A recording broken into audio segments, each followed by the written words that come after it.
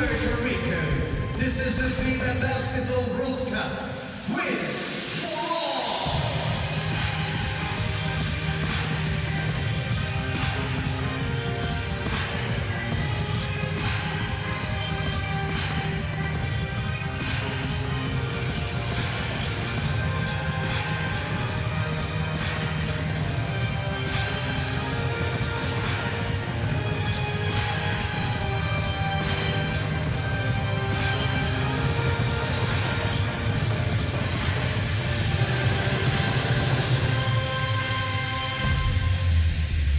Well, as you heard it, the FIBA Basketball World Cup win for all, but at the moment, there's only going to be one winner here. Will it be South Sudan or will it be Puerto Rico?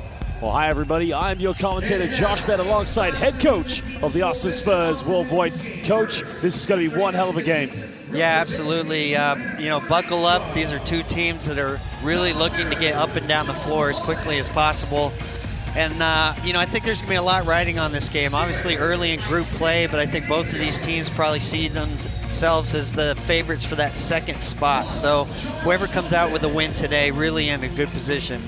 Well, they saw John Holland just coming out, of course, a member, having played with Hapoel Tel Aviv in Israel, while Pinheiro, a former player of Darius Shafka, but also there's some experience in this team with the likes of Romero. But Coach Kalon, 14 times they have played in FIBA Basketball World Cups. You're talking about a team with experience against a very rookie team. What can we expect from Puerto Rico?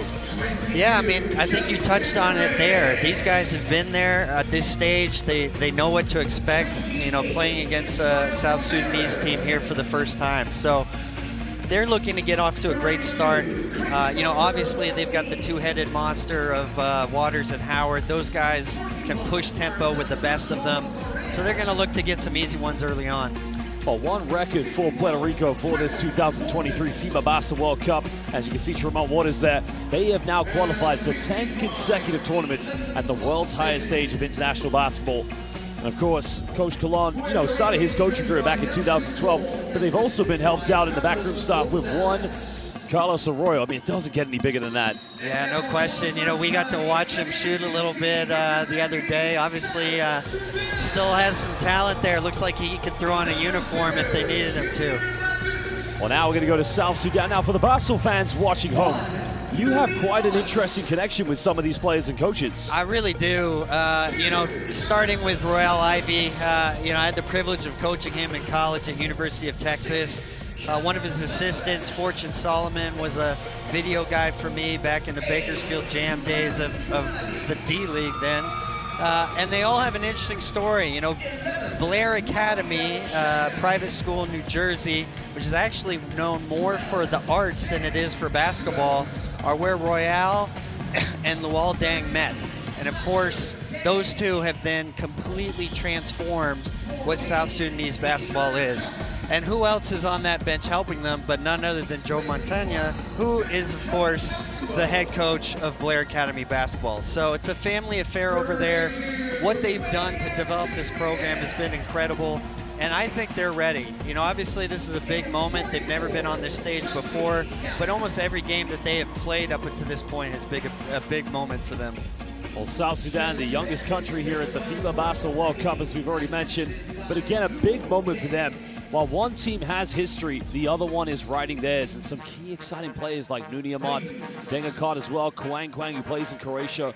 But this is just a big time for international hoops. South Sudan only lost one game in the FIBA World Cup qualifiers. Other games going on today. Serbia will be taking on China. That's an interesting one as well, because Sasha Djordjevic, who you remember you coached against him in 2019 FIBA World Cup, he is now taking the helm of China.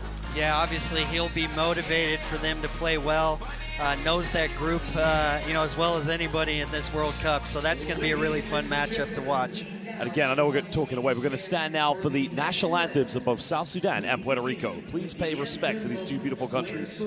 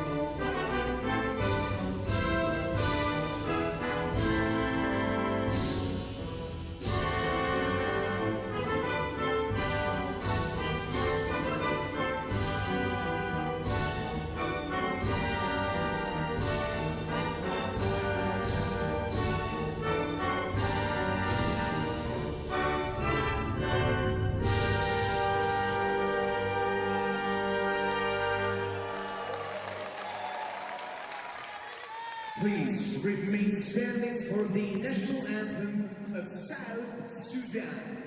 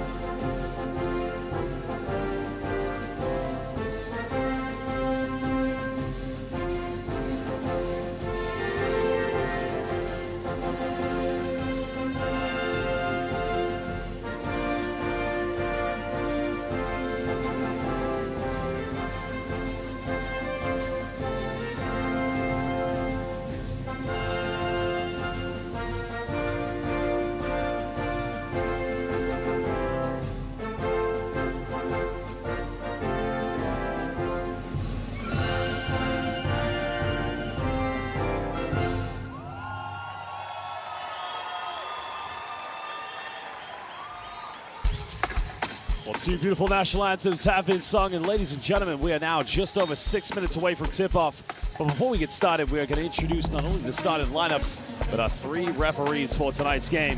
Well, we're very proud to say that we have some of the finest referees in world basketball.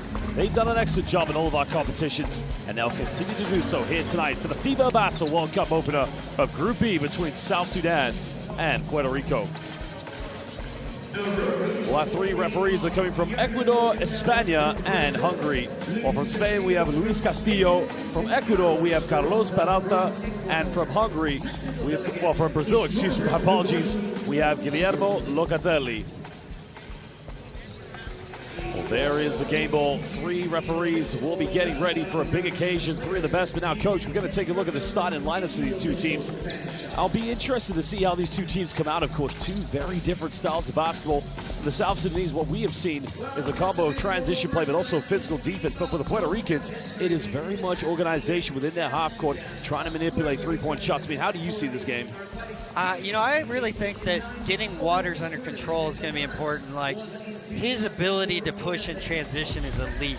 So I know that that's a focal point for South Sudan. Their transition defense, getting back, trying to keep them in a half-court game as much as possible there. Isaiah Pinheiro, George Condit, Stephen Thompson Jr., Ismael Romero, and the man you mentioned, Tremont Waters, a bit of NBA experience, but now currently playing in Puerto Rico. You know, talking to him before this tournament in the press conference, he is so hyped up for this occasion. Yeah, no, I think this is really going to be his coming out party here on the international stage. Big time scorer, obviously at LSU and, you know, in the G League and at Laval as well. He can put it up with the best of them, but his ability to attack downhill and transition is really where he's at his best. Well, there you can see averaging 17 points per game in the FIBA World Cup qualifiers. Jordan Howard currently playing in Napoli, interesting enough, the home city of where my mother's family comes from in Italy. But of course, in the World Cup qualifiers, he was averaging 13.3 points per game. You know, he is going to have to be a key facilitator for the Puerto Ricans. 4 assists a game. They're going to need to make sure that the ball is shared evenly. Yeah, and you know, he brings another scoring dynamic. Obviously, that small backcourt of the two of them, but both of them can score with the best. Well, there is their head coach, Coach Colon. Again, you know, a man, you know, knows that his team has definitely earned the right to be here. But at the same time, there are definitely big expectations because we know about the history of Puerto Rican basketball. 10 consecutive FIBA World Cups, 14 in total. Look, let's not forget, Carlos Arroyo, who's helping out this team, they defeated the United States in the 2004 Olympics. Yeah, absolutely. I mean, they have a rich tradition in basketball.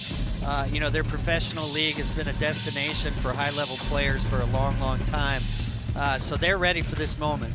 Well, Wenyan Gabriel of the NBA, currently a free agent, along with Nunio Mott. Carly Jones, who does currently play in the NBA G League, but Kuang Kuang, one of their European players, currently playing in Croatia, by Mariel Shayok. This is going to be a key thing for the South Sudanese players. During the World Cup qualifiers, they showed the world that they meant to be the kings of Africa, but right now, it's about qualifying and getting out of the group. This is going to be the big question. With players such as Carly Jones, as we mentioned, the NBA G League MVP and top scorer, is it possible for them to make history here in this tournament? I think absolutely. You know, it's a starting lineup filled with experience in the G League and the NBA. And these guys have rose to the occasion every single time. I don't think they're afraid of the moment. You know, Nouni Ahmad as well has played in big games for them already. I think they're really excited to introduce themselves to everyone here at the World Cup. Well, they had gone the first few windows undefeated, and they were just breezing through every team. Remember, they were the first African team to defeat Tunisia. And there is their head coach, Royal Ivey, former NBA player. Spent a bit of time playing in Asia in the Chinese CBA, but, you know, you have close ties to him. Yeah, you know, Royal has been a special one to me. I can remember him as a gritty defensive player, you know, really just a shooting guard at Texas. Completely changed his game and has now grown into become an outstanding basketball coach. Well, again, for them, it's been the underdog story throughout the qualifiers. They went to the FIBA AfroBasket 2021, made a very good statement for themselves, and then in the FIBA World Cup qualifiers, almost looked like the future of African basketball. You know, as we've seen, it's been Angola, Nigeria, Tunisia. I think that we might have the new kings of Africa right now, and what better way to really assert themselves than here at the 2023 FIBA Basel World Cup.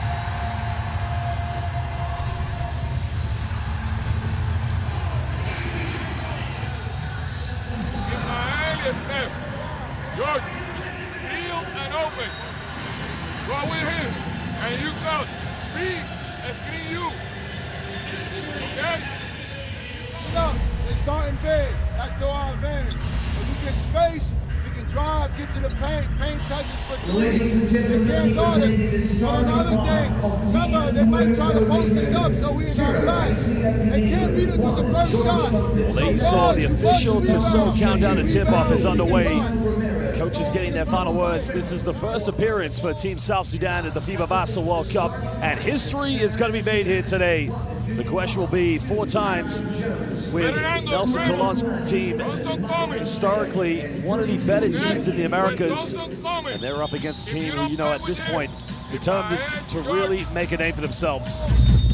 Well, we never like to predict who will win this game, but Coach, I got to tell you, this could be very, very close.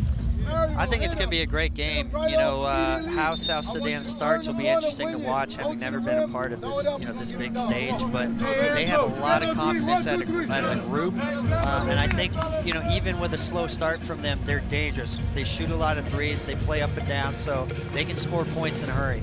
Now, being a coach, of course, and you've coached at the Olympics in 2016 with Nigeria, 2019 FIBA World Cup with Angola, what is the general, the feeling that you notice with your players going into such a big occasion? Well, you know, I think what Royale's done a great job is instilling confidence in their group. So this is a group that's basically achieved the first evers for all of South Sudanese basketball. You know, it started with their qualification rounds. Nobody believed that they could do it, and then, as you mentioned, they rolled through everybody. So I think they come into this World Cup really feeling strongly that they can get out of this group. Well, the players enter the floor, shaking hands with the officials, shaking hands with their opponents, paying the homage. But you know one thing, when the referee throws the ball up, business will start to get underway. And to all of our fans watching live all over the world, whether it's on Courtside 1891, please welcome yourself to the biggest opener, Luau Deng, the president of South Sudanese basketball. And we'll say to you here in Manila, good morning, good evening, wherever you may be. Welcome to the FIBA Basketball World Cup. Let's get this party started. Well, Puerto Rico will get the first possession of the game here with Pinheiro. Trying to set the tempo early. South Sudan now trying to implement the defense as Gabriel. George Condon very aggressively. Time winding down here on the shot clock. Well, Thompson tries to go down the middle, and again, the referee was wide open, Coach, but, you know, I think he probably should have tried to shoot that one. Well, I think interesting, too, you know, they have Shayok starting on Waters, so, you know, they went with more size there, moving Carlik Jones off the ball a little bit. South Sudan trying to break the first icer in this game. Shayok here on the point guard, got it by Pinheiro. He's a key player they brought into the team now. Jones, their top scorer from the NBA G League. Alley-oop time now. Well, my goodness gracious. Well, good evening, Manila. What a way to start here from South Sudan. Good help side defense. Romero by the help side defense of Gabriel, but again, please show me the 1-2 connection. Well, this is where Waters goes down, and that's what I like to call Air Juba Airlines, baby. Gabriel just elevated over Manila, and he brought down the rain with a throwdown. Throw it down, Gabriel. Throw it down.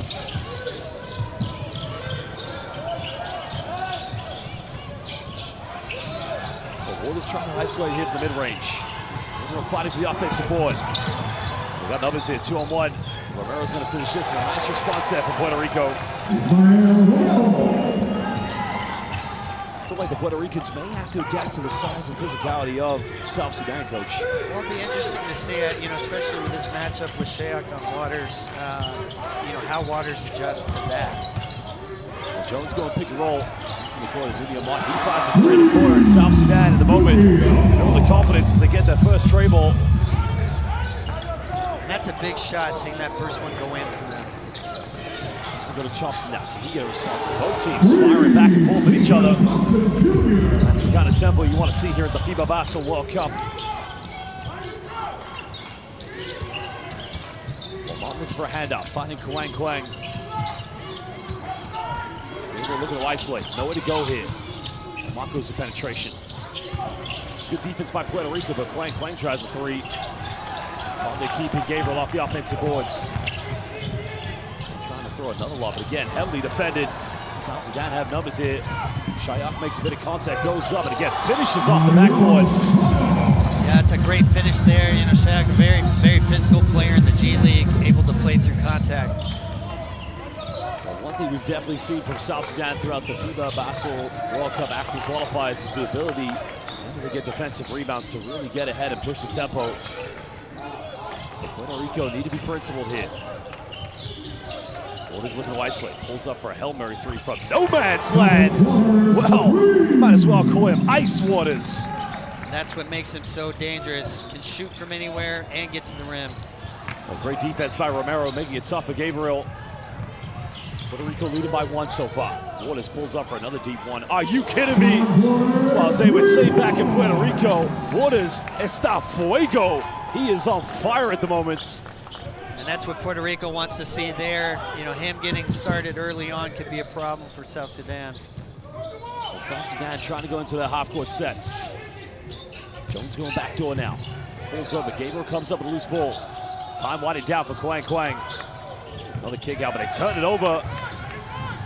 No foul call, but again, Puerto Rico turning it over. Now, Coach, did Pinheiro get tripped over there?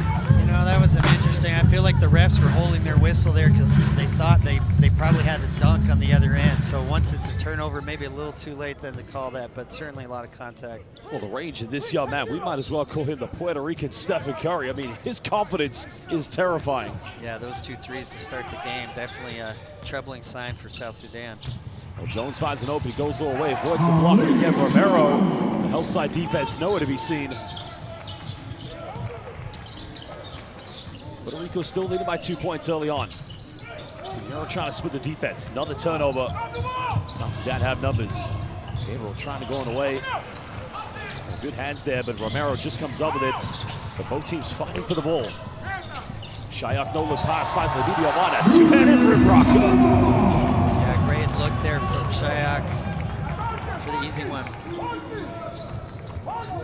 Well, again, both teams, you can see, very organized, very disciplined in the half-court sets, but they will push the tempo. Puerto Rico going to a ball screen here with Romero. Coming in the corner, guarded by Gabriel.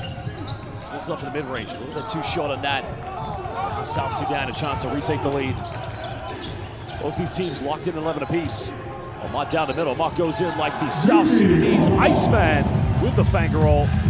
Yeah, just some basic pitch action there out of transition. Puerto Rico's got to be stronger there defensively. Well, Waters slicing down the defense, makes Pinheiro. Pinheiro with a two-handed rim rocker. Nice penetration by Tremont Waters. And Waters is in a rhythm already. South Sudan maybe wants to think about trapping or doing something there. It's very hard to separate both Puerto Rico and South Sudan, two very good teams.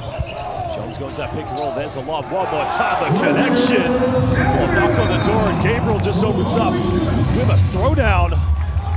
And that's what Carlik Jones does very well. I mean, great score just out of spread, pick and roll. They'll go to that a lot. Started with him off the ball a little bit, but I would expect to see him having the ball in his hands quite a bit. Well, this pick and roll action, we need to call this the Juba roll. South Sudanese players. Jones finding Gabriel. Gabriel with the end product.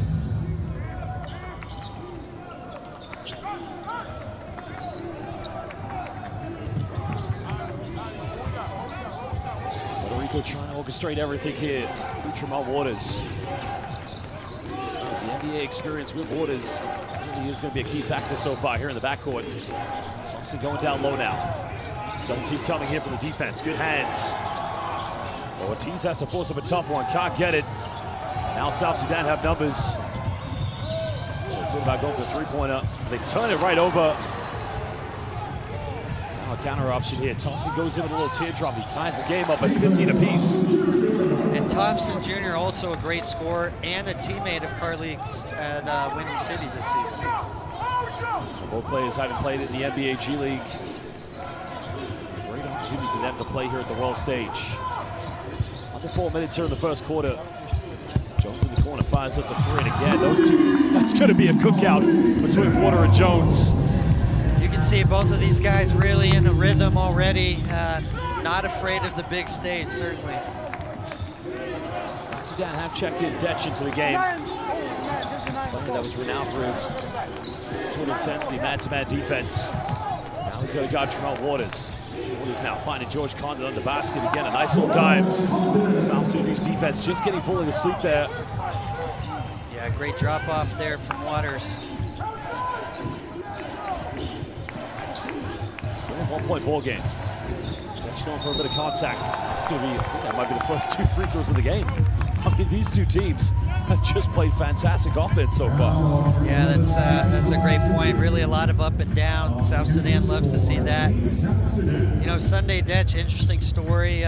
Grew up in Australia, but went to Metro State, which is another one of my stomping grounds as an assistant coach there for Mike Dunlap. Went on to Barry University, another D2 school, but this team is filled with a lot of players who grew up in Australia. So, you know, Sunday Deck, just another example of one of these Australian-grown talents. Checking into the game for South Sudan, number 21, Coach Bar, as well as number 13, Majok Dang, currently playing for the Tasmania Jack Jumpers. Oh, it's a beautiful thing to see the South Sudanese fans and the Puerto Rico fans come into the building.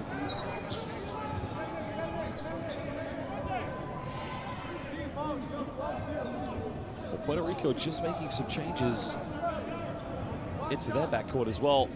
Is Jordan Howard. Well, Jordan Howard, interestingly enough, you know, as a coach, would you try to have him and Tremont Waters at the same time on the court? Excuse me, on the court at the same time? Well, I think for sure we're going to see that at some point. You know, interestingly, it's going to be the size of the South Sudanese backcourt versus that two-headed monster. So will tempo win out, or are they able to grind them down in a half court? Puerto Rico trailing by 2 points. Trying to go to a dribble handoff. Just with a pick and roll with George Condon. Condon too big going in. Again, the follow-up. South Sudan struggling to deal with him inside the paint. And Howard picks up right where Waters left off. So beautiful pocket pass there on the roll. Jones coming off one ball screen now. Hesitation gets rejected.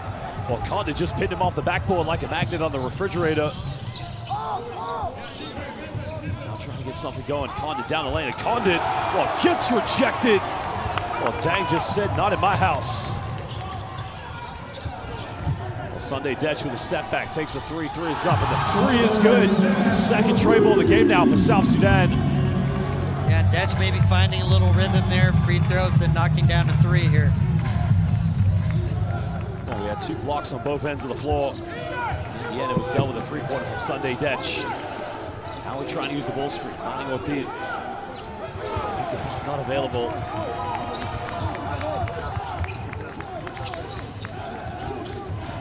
trying to use the pick and roll now with Coach Bar. Finds Dang down the lane. Dang just goes in and just rips the ring down at the moment.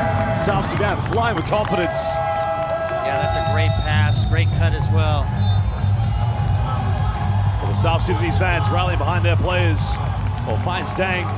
Nowhere to be seen from the help side defense. Dang just throws it down. Nuni Ahmad, along with assistant coach Aju Dang, former University of Connecticut Husky player as well. That's right. You know, and he's done a fantastic job leading this program. Well, timeout now. Let's go listen to Coach Nelson Colon.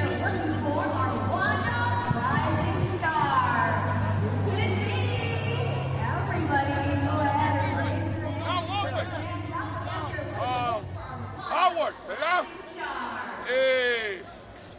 Viene Steve,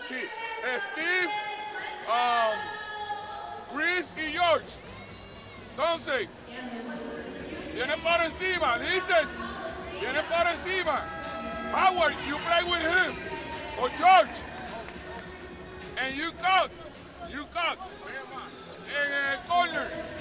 Well, there are the South Sudanese fans, again, making the journey from all over the world. But here are some of the key highlights here from the South Sudanese players. Again, the pick and roll working to perfection. But Nuni Ahmad currently playing in Chinese Taipei, but look at the no-look pass from Shayat. And Ahmad just goes in with an easy little two-handed jam.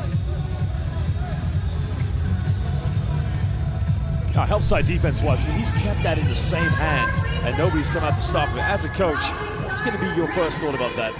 Yeah, I mean, certainly Coach Colon is frustrated there. I mean, South Sudan does have shooting that they could put on the floor, but I think you got to make these guys prove it. You know, the stage is big. First game of the tournament, oftentimes guys are jittery, so you want them to earn that from three. Puerto Rico now trying to get into a set here, trailing by 6 points. So far, it's been all South Sudan in the last few minutes. Quang checking back in. Howard going down the lane. Goes in for a tough shot and can't capitalize. Well, Dang looking to go all the way. Dang goes in a reverse slip and draws a foul. I think the foul is going to be against, George Condon. So 2 free throws coming up for South Sudan. And you can see the confidence spreading through the entire group. You know, this is how they played through the qualification games. Get it and run, fill the corners, play loose and free. They're starting to get that confidence. Guys coming onto the court now and feeding off of each other. And, you know, Puerto Rico as well, they just need to kind of settle into their own offense, trying to get better shots, you know, as you talked about earlier. But, you know, one thing they have to be wary of, every time they miss a shot to turn the ball over, South Sudan, they are quick to get out in transition. Yeah, I mean, that's how they want to play. You know, the unknown was how they would react to the big stage, and certainly so far, no jitters whatsoever. They currently have Romero out there with Ortiz now. Conte does go to the bench. It does make Puerto Rico a little bit smaller in their offense. Romero, for many seasons playing in FIBA, Liga de las Americas, BCL Americas, one of the veterans of Central and South American basketball. John Holland currently playing for Hapoel Tel Aviv, also played in Israel for Hapoel Yerushalayim. Romero pump fakes, nowhere to go here. Good help side defense, but the veteran, well, that's what they need now, leadership from the bigs. And interesting, South Sudan went switching 1 through 5 there, so that's the first time we've seen that from their 5s, where they weren't in the drop. This is a good ball now. Jump in the corner, takes a 3 is up and make that tray ball number tray here for the South Sudanese players.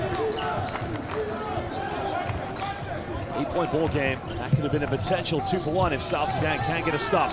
But Puerto Rico need composure. Waters has hit 2 threes. Can he make a 3? This guy completely is a certified walking bucket. Wow, right back into the game. Picks up where he left off. Jump going baseline. Alley-oop time again. Too much on it. Great defense by Puerto Rico.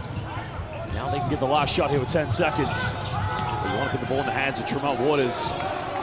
Waters hesitates. Fakes the pass, goes in the lane. Oh, it's the right move, but again, he couldn't convert it. And ladies and gentlemen, at the end of the first quarter, it is indeed South Sudan who have a 5-point lead here against Puerto Rico in their opening game of the 2023 FIBA Basketball World Cup. Well, Coach, it's been exciting stuff, hasn't it? Yeah, absolutely. I think South Sudan's got to be really happy with with the start to this game.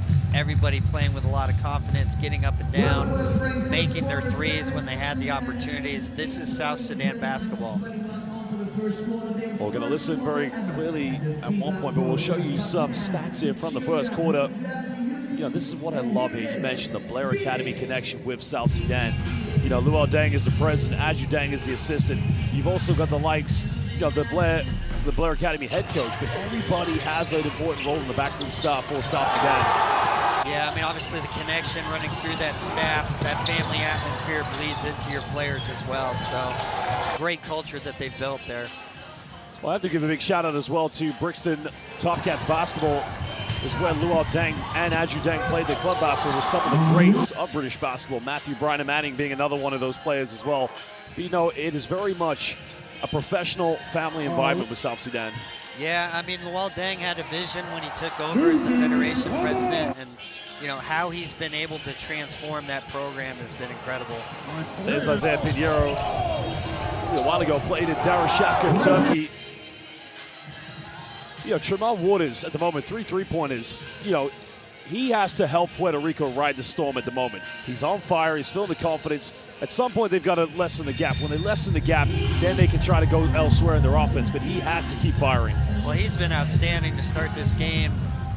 You know, they've gone with the backcourt of him and Howard together, so obviously they're trying to match the firepower of South Sudan. Well, there is the QR code for Courtside 1891. Get all the best streams, schedules, and scores of international live basketball. Currently, it is the 2023 FIBA Basketball World Cup, the 19th edition of World Basketball's highest stage, and you can watch it all live on Courtside 1891. Puerto Rican fans coming into the building along with South Sudanese fans on one occasion. Remember, this was the venue 45 years ago. This arena we sit in where the former Yugoslavia won the FIBA World Cup in 1978. It doesn't feel that old, does it? No, it really doesn't. And you know, the Philippines as a host have been tremendous. I mean, the amount of quality venues they have, and of course the fan excitement around basketball here is incredible. The clock hasn't started. This is interesting. Now, looking at this defense, it does look like they've gone into a 2-3 zone. As a coach, you know, knowing South Sudan's hit 3 3-pointers, why would they want to go into this defensive shape? Well, you know, South Sudan's in a great rhythm, so they need something that's going to try to break that up. I think this is a good call here from Coach Cologne. Well, Wenyan Gabriel back into the game along with Deng, Jock, Sunday Dech, and Kwang in the backcourt.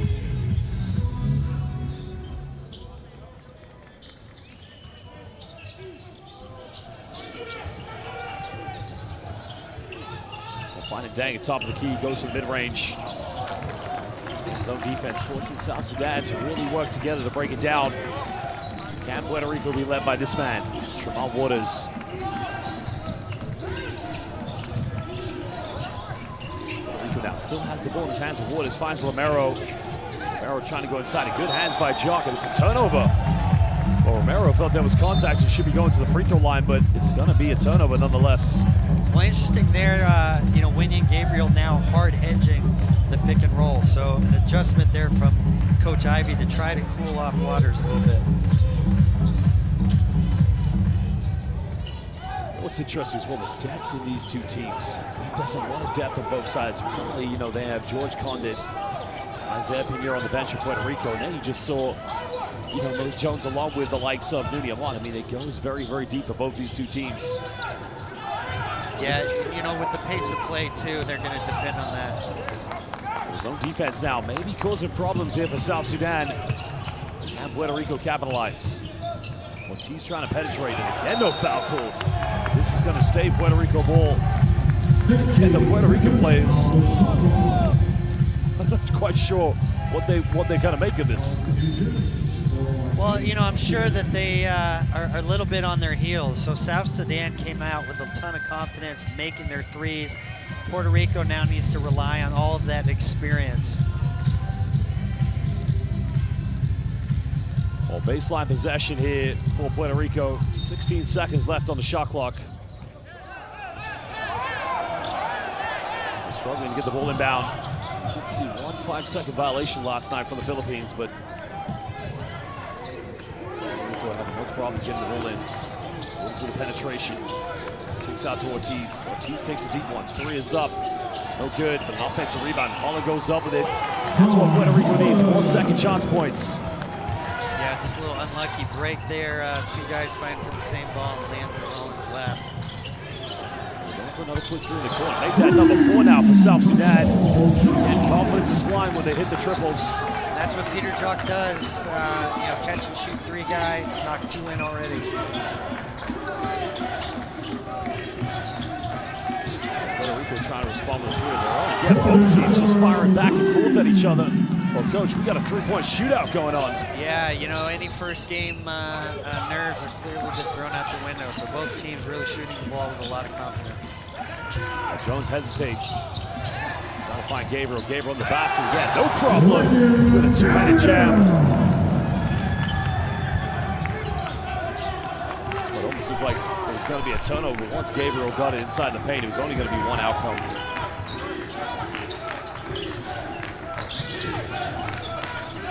Howard trying to go ball screen. Finds Ortiz. Puts a little bit too much on. That's another Puerto Rico turnover. And they need Howard to match Waters' play right now. You know, typically both those guys can really get going. Howard just you know, hasn't quite found that rhythm yet. Well, there's a 2-handed dunk by Gabriel. Well, currently a free agent in the NBA. Spent last season playing with LeBron James. That's now 2nd player we've had in 2 days who's been a teammate with the great one. We need him on now. Thought about taking a 3-pointer. Goes in the lane. A great block by. There's a follow-up by Wendy Gabriel. Well, Puerto Rico did everything defensively except come up with a loose ball. On the lane now finds Holland, but it's another turnover at the moment. Puerto Rico only trailing by 7 points, but really struggling with their identity on their offense. Yeah, you know, there's been a lot of physicality in the lane. You've seen it on both ends. Guys are getting in. There's a little bit of slapping on the arms. They got to be strong. Come to that jump stop, power through all these hands in there. Find quality passes on the perimeter. Well, Nelson Kalar bringing back in Romero into the game. Trying to match size for size there again, South Sudan. So Romero's going to defensively try to match up with Lenny Gabriel. Here it comes again. Look out for it, but a little bit too long. Coach, what do you make of that one? Because I think George Condon may be a very lucky man. Well, you know, Spanish pick and roll, they had what they wanted. I think Carly Jones would like to take that pass back, whether that slipped out of his hands, definitely undercut, but I'm not so sure he would get to that, and I think that's the ref's thinking there. Well, nonetheless, Puerto Rico a chance to chip into the deficit, trailing by 7 points. There's 7 minutes to go so far here in the first half. Waters getting caught in a double team. Good job again, throws it away, and that's 3 consecutive turnovers now for Puerto Rico. Yeah, once again, Gabriel now coming out into hard hedges and traps. I think this is a great adjustment from South Sudan. Try to cool Waters off a little bit.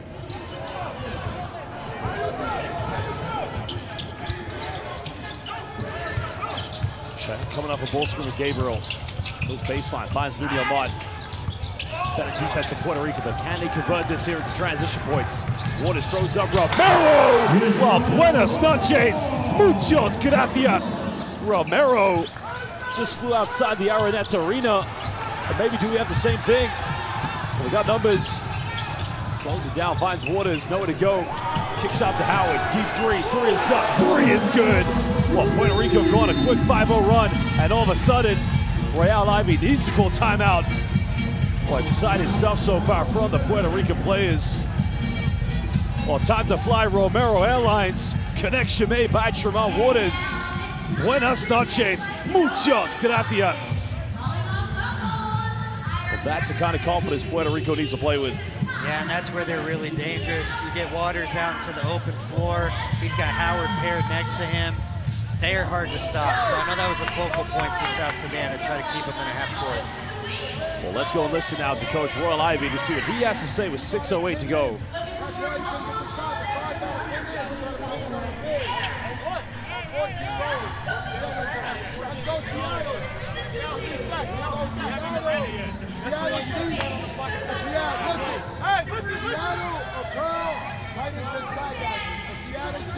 Right into the stop. And they go, man, we all right. They know they're right.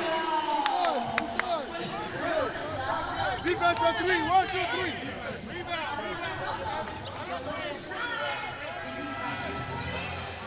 Come on, home. Swing it. Well, both ads from each team's coming into the game, of course. But a great passage to play there from Puerto Rico, trying to get themselves back into it. There have been some of the key highlights. Tremont Waters so far. Well, he has been flying with confidence, letting it rip from downtown. And Nelson Colon, understanding now they build the momentum, but can they come back into this and retake the lead? But they need Waters to keep stepping up from the charity stripe from downtown. Definitely the kind of player you'd want to coach. Yeah, I mean, he can really score the ball. Dynamic player in transition as well, and expect a big tournament from him. Also interesting in that timeout, you heard Coach Ivey talk about their stack set. That's that Spanish pick and roll action. They had a good look, just kind of missed it on the lob to Gabriel, so I'd expect to see that again here. 6 minutes to go now. South Sudan holding on to a 2-point lead here in their opening game. This is Group B of the 2023 FIBA Basketball World Cup. The Kings of Africa taking on the Kings of Central America. And Coach Colon going back to that matchup zone there really took South Sudan out of their set. You can see they were kind of frozen when they saw that defense. Well, sideline possession for Ivey. Fantastic player back in this game, but now really making a name for himself as a head coach. Down low, the medium up. Good defense by John Holland. Jumps off the ball screen. Great defense by John Holland. I'll try to shoot that one on the ground, but now Puerto Rico with a chance to tie the game up, but good interception. Well, Gabriel looking to go all the way. Gabriel goes off the backboard. Again, the ball flies into the hands of Shayak, and at the moment, that basketball's turned into a hot tamale. Yeah, both teams just need to be a little bit stronger there. You know, unfortunate break.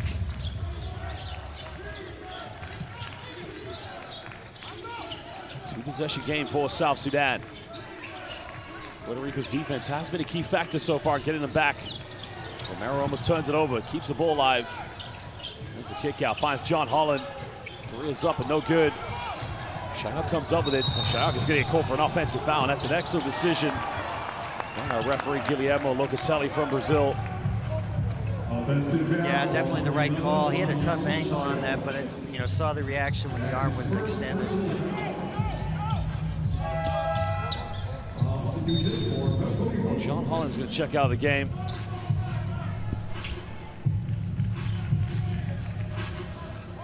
Definitely some contact on that one. Well, you and I could go to Starbucks after this week.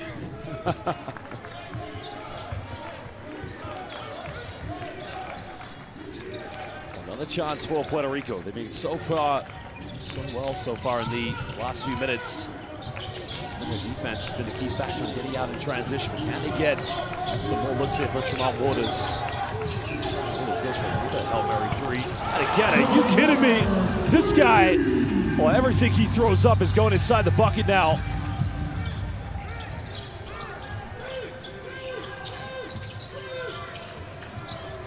Jones going to that pick and roll now. He steps back. He takes another 3 points. Made one, but didn't get his feet under that. Now Puerto Rico with a chance to retake the lead. To be for sure that Shayak is not going to let Tremont Waters get another open look like that again, but it's another turnover. Make that number 5 now here in the second quarter, Coach. Yeah, you know, South Sudan has stepped up their aggression and their pick and roll coverages, and I think those hedges have been effective. That's insane. I mean, this guy's confidence where he can shoot the ball in the court, it's almost unreal. Yeah, all you can do is shake your head on that one.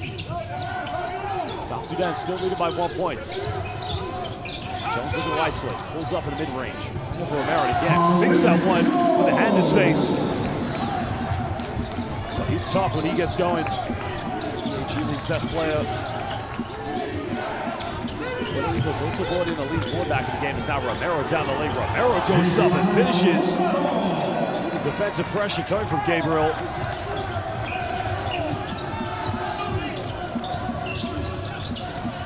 Trying to go pick and pop them. Pass finding Rudy Amat's going to be a backcourt violation. South Sudan. Possibly, we could probably normally let them off with this, but that's probably the most disorganized offense we've seen. They've been great so far. Yeah, you know, it's interesting. It's almost as if there's some condensation on the ball. A lot of the guys have been a little jittery with it. Just both teams have to get stronger. Well, Sunday Detch coming back into the game as Gabriel and Nuni Amata going to check out, take a break. And Coach Ba, the big man, also checking in, number 21. But Puerto Rico with another chance here to retake the lead.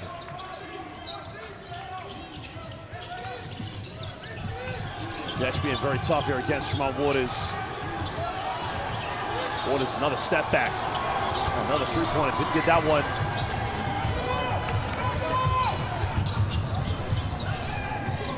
Sudan with a chance to reassert the lead here. Shot pulls up the mid-range, goes around the pick and roll again. Simply automatic. Yeah, nice little mid-range pull up there from Shayak. Seems really comfortable playing in that point guard role for them when Carly goes off the ball. Three-point ball game still. They're trying to run everything through Tremont Waters. Splits the defense. Good hands coming from Shayak. They're trying to find a lean forward in the corner. 8 seconds on the shot clock. So Puerto Rico, 2:38 to go here in the first half. 8 seconds on the shot clock.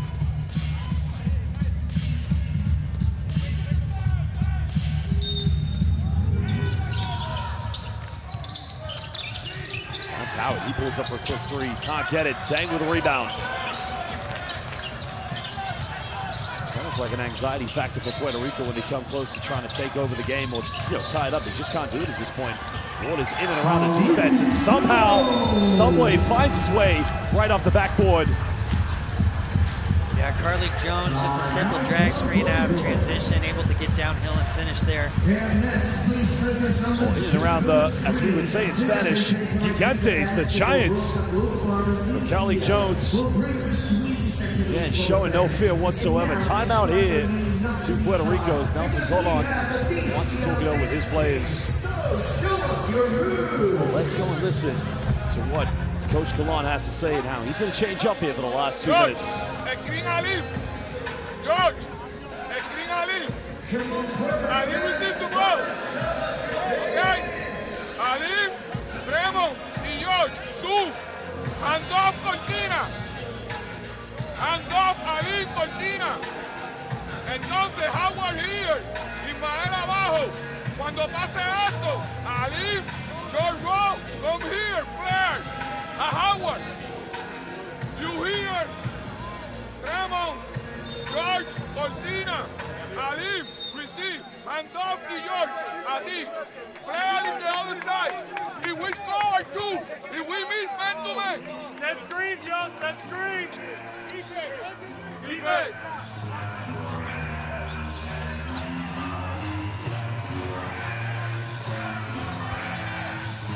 Well, again, Carly Jones has been phenomenal so far here. Really been a true floor general for South Sudan. Facilitating, but also showing. There's the lob throwing in Gabriel. The 1-2 punch between Gabriel and Jones. Dr. Jones finding Nuni Amata in the corner. Well, he is everything you want a great point guard to be. Draws the defense. One more time, finding Gabriel.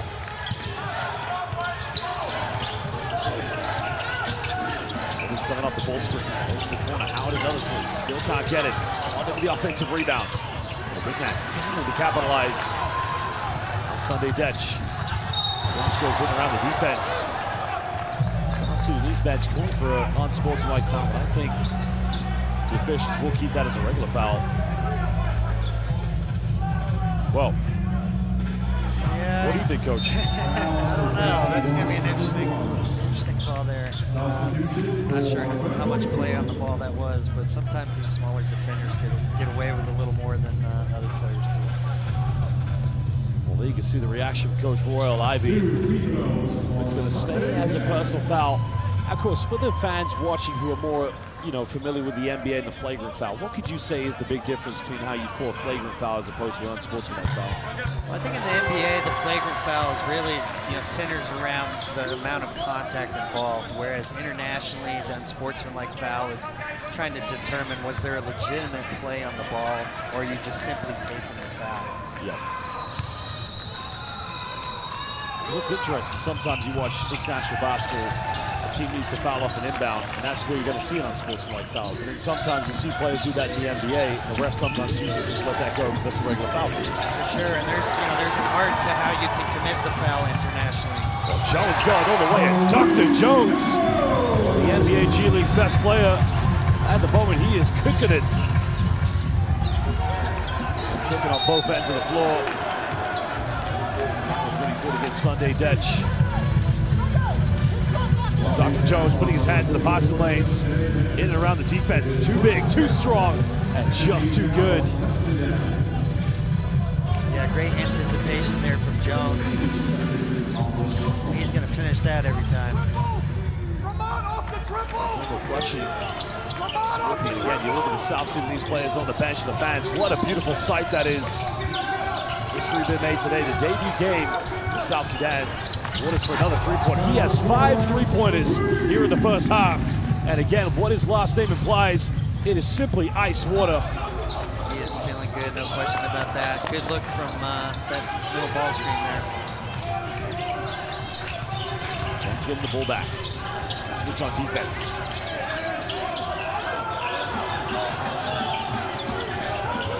Seconds now.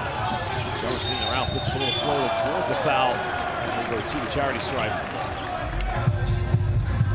Yeah, I got the switch off the middle pick and roll, went to that top of the key isolation, and was able to get the contact there.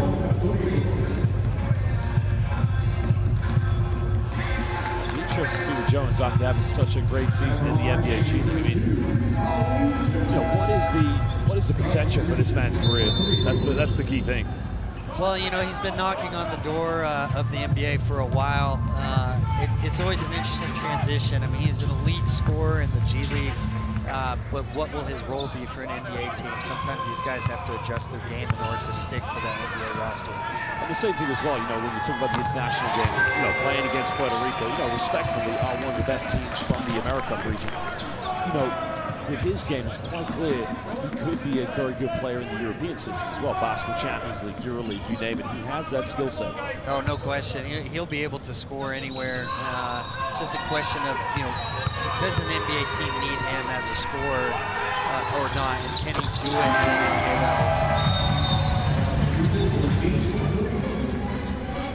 level? Isaiah Pinheiro checking into the game now for Puerto Rico, but there you can see Dr. Jones. The confidence of Royal Ivy, head coach of South Sudan, understands that, you know, if we kind of cool down on defense against Tremont Waters, we could be up double digits at the moment. But Tremont Waters, 5 three-point field goals so far. Ryan Quang with his leadership, looking off the bench. South Sudanese fans waving the flag here. Their debut in the FIBA Basketball World Cup. Puerto Rico potentially could go for a 2-for-1 here, but they're going to have to get a score and stop down the other end. Look at Iceland. Ortiz puts up a teardrop. Can't get it. 7-point lead to South Sudan. If they score quick here, the 2-for-1 could be for them now. Shayab good crossover. Step back. Oh, baby! Shaking, baking, crossing it over, and nailing the 3-pointer. Yeah, big shot there from Shayab, playing with a ton of confidence in this half. I think South Sudanese players are saying that should be their ball, but Tremont Waters will get it on the baseline for Puerto Rico. 15 seconds. Well, that's a tough one to call there, but it's going to stay Puerto Rico possession. Well, Dang anticipating. Ortiz keeps this one alive. 6 seconds difference. 5 three-pointers so far for this man. They're going to isolate. 2 seconds now. Down the middle, puts him a teardrop, can't get it. The tip in no good. London nowhere to go. South Sudan come up with it. Now they got the second hit. Shayab puts it up. Almost got it, but I don't think he got it off in time. But ladies and gentlemen, at the end of the first half, South Sudan in their debut game at the 2023 FIBA Basketball World Cup lead by 10 points. I mean, coach, for an international game, that's quite high scoring. Yeah, well, you know, we knew coming into this that this was going to be an up-tempo game. You know, the question is, can guys make threes first game of the tournament? Clearly, they can. So both teams shooting the ball extremely well from the perimeter in this first half. Well, we're going to show you some stats and then some highlights here from this first game in Group E. Remember, later on, China will be taking on Serbia. We're currently live here at the Aranets Arena that also hosted the FIBA World Cup 45 years ago in 1978. Yugoslavia won the championship. South Sudanese players led by Kuang Kang going to the changing room. They'll be having their talks with their head coach, Royal Ivy, and president slash assistant coach slash trainer, Luol Deng. I mean, that's a great CV to have with so many jobs, I think. Well, you know, with some of these federations, you have to wear a lot of different hats, and you know, certainly Luol has done that.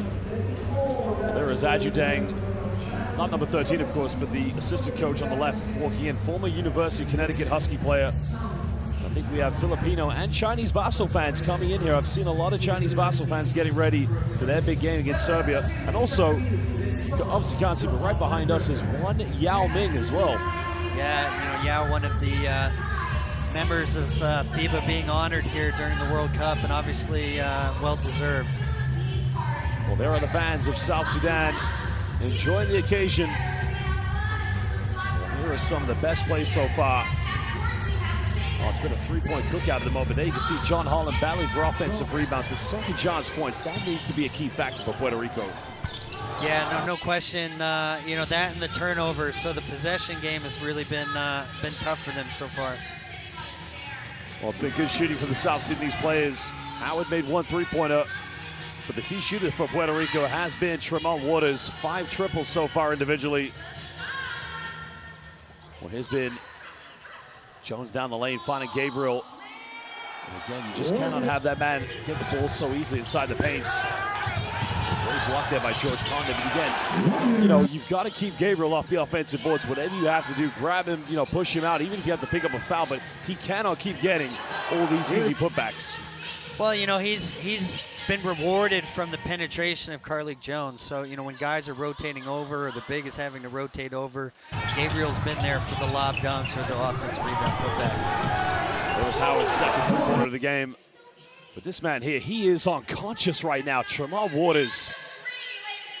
Yeah, I mean, he's just stepped up in a huge way, keeping his team alive in that first half, hitting tough shot after tough shot. So I'm just wondering, Austin Spurs, is there something going on right now? You're thinking, like, you know. Well, you know, I had to see him this past season in Windy City, and I mean, he can really score with the best of them. Does it in a lot of different ways. Obviously, very dynamic pick and roll player. Well, ladies and gentlemen, we'll be back in just over 11 minutes. Enjoy the halftime break. Go get something to eat and drink, but don't go anywhere too long. Whatever our gender, color, belief, or capability, we are all on the same team. We have the power to change lives through basketball. Together, we are stronger. No matter your origin, basketball can bring everyone together. Basketball for good.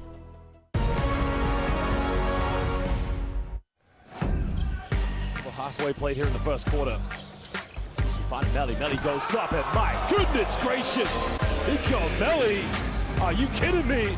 Well, he just served up the help side defense. Here's Vucevic again. Count it! 27!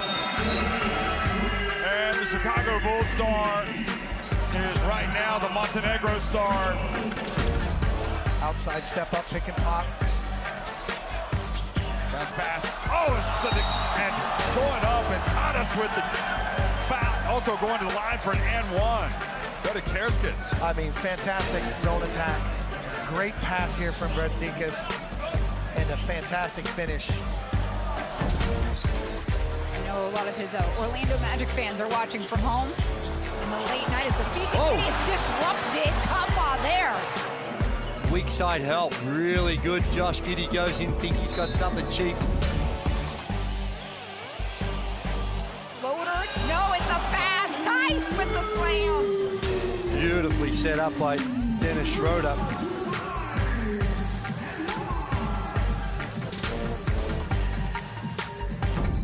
Gutierrez to Stoll, now Paco Cruz.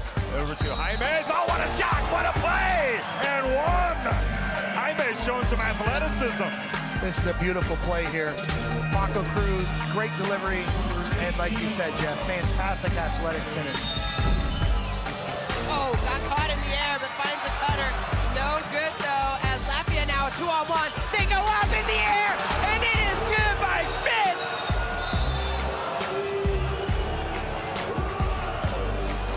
Well, Lebanon now, and Coach Jad El-Haj wants to call a timeout. How about that, Mark?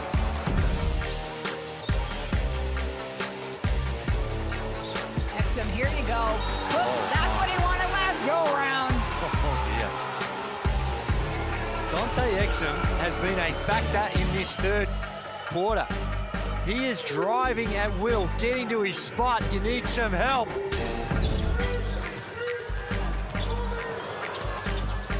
Goes right at the defense, tough pass. Now Canada with a chance to run. Dort, who's just checked in. Oh, he's blocked by Batum.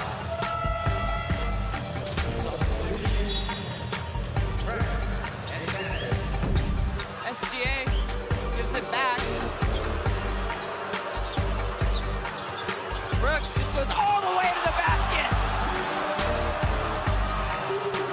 And Canada finally get on the board after a little over 2 minutes to play.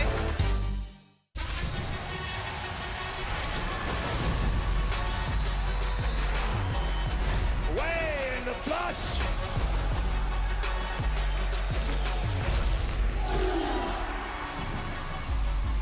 That is unbelievable. These guys will be legends in their own country, but also in the international basketball world forever.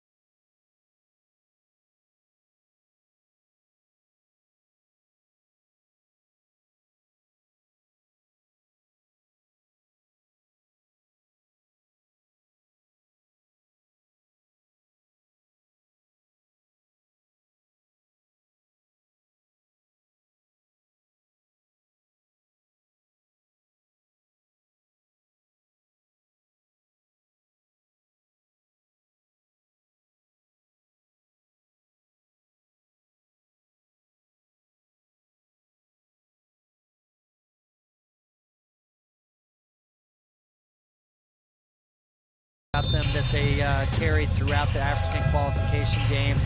And you just didn't know if it was going to translate to this big stage. Would there be, you know, some nerves and jitters? And clearly there isn't. They've come in here, a ton of confidence, shooting threes with a ton of confidence, and obviously making it. Now, you know, Nelson Colon goes into the halftime talking with his players. Put yourself in issues. You've been in this situation so many times.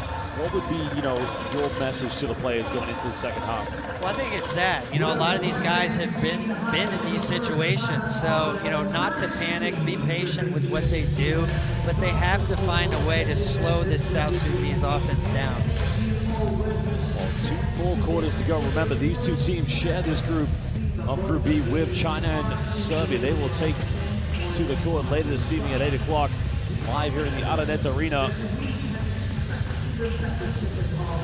It's just been a fantastic occasion so far. 3 venues hosting the 2023 FIBA Basketball World Cup, and there is the QR code, the official sponsor by Tissot, where you can get all the best stats, highlights, and news that matter to you most on your tablet, your Android, or smartphone. Use that QR code and download it today, the official FIBA Basketball World Cup app.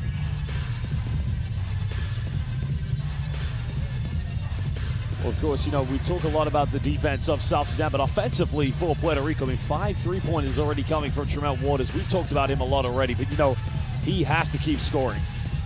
I mean, he's kept them in this game. You know, were it not for all those deep threes he hit, this really could be a big problem for them. So I think for them, it all really lies on the defensive end. You know, whether it's throw more of that matchup zone out there, whether it's changing up some of their coverages and pick and roll, they have to find a way to break up the rhythm of the South Sudan offense. Well, Puerto Rico coming onto the floor with Isaiah Pinheiro, George Condit, Tremont Waters, Thompson, and Romero. But Nuni Ahmad, you know, really has transitioned into the international game himself. You know, did spend a bit of time flirting with the New York Knicks, but, you know, has found a home for himself in Chinese Taipei. Yeah, I mean, and Nooney's been relatively quiet. I mean, he's a pick and pop player that can get going from the perimeter, so don't be surprised to have him, you know, have a big second half. Thompson looking to break this one down now. Finds Romero. Romero trying to bump there against Gabriel. Defensive press. Gabriel throwing it away. Thompson wide open on the perimeter. This is a good battle between Wendy Gabriel and George Condit. Can South Sudan extend their lead further? Leading by 10 points. That Spanish pick and roll on the perimeter. Good defense by George Condit. It's much better from Puerto Rico. Puerto Rico need a bit of rhythm. Need to assert themselves here on offense, but they're going to have to break down the tough defense from South Sudan. That's a tough bounce pass. But he missed a wide open look, but good defense by Shayok.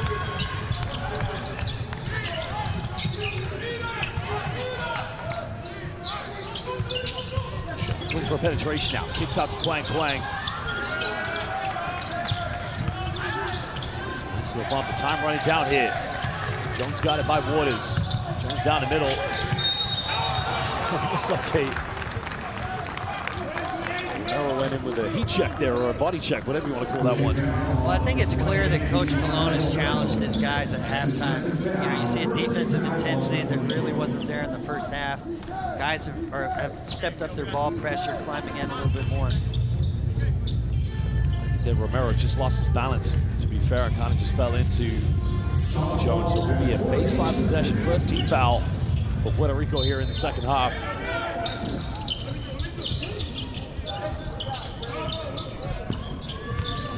Got it by Romero. You know he's not going to take any three-point shots, so they're happy to see him on the perimeter. Goes again for the mid-range. Just went to the ground now. Puerto Rico gets something here. Defensively, they've been good. He finds Condit again. Another wide open look they missed. Yeah, that's a great find from Waters. I'm sure Condit's a little frustrated there by that finish. Pick and roll now, finds Gabriel in and around the defense. Again, just finds the opening. He executed pick and roll. Puerto Rico trailing by 12. Just breaking down the defense. Finds Pinheiro, nowhere to go. Quarterback going for another one. Yeah, don't let him shoot another three-pointer. Much better play as Pinheiro finishes inside the key. Yeah, interestingly, Waters definitely having the notion of getting his teammates involved here in the second half. becoming a facilitator, no doubt, because he has a target on his back. The South Sudanese players don't want to let him shoot.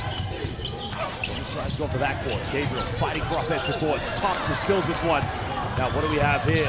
Thompson goes in around the defense and somehow finishes. Yeah, South Sudan going back to that stack set really to start this entire second half. Better defense by Tremont Waters, not allowing Jones to get the handoff. Sharp turns it over, and that's going to be possession back to Puerto Rico. I mean, defensively, Puerto Rico have been very good in this game, but it's just been the inability to break down and get things going in transition. But this case, much better from Thompson Jr. Yeah, I mean, I think they've definitely answered the challenge of their coach. You know, I see a little bit more focus, a little more intensity on the defensive end, and as you mentioned, they need those stops to get out and run. Well, timeout call by Real Ivy. This team have led by as many as 12 points, but Puerto Rico just trying to hang in there at the moment. Let's go and listen now to Nelson Colon to see what he has to say to his players. Okay, Tremo. Okay, George, Steph, Pinheiro, George, Cortina, open seal, swing it. Let's get stops. God. Let's get it open. Let's get it open. Their non-shooting wings are cutting. Be aware of the baseline cutting. Well, there's your official QR code for the official FIBA Basel World Cup app. Remember, download that on your smartphone, tablet, or Android to follow all the live action here. The 19th edition of World Basketball's highest competition. A bit of a rally call there from Royal Ivy and his players. Composure is what they need in their offense. Yeah, and you heard assistant coach Joe Montagna there pointing out all the cuts coming from the wings. Last couple of times out of pick and roll, Waters was able to find those guys.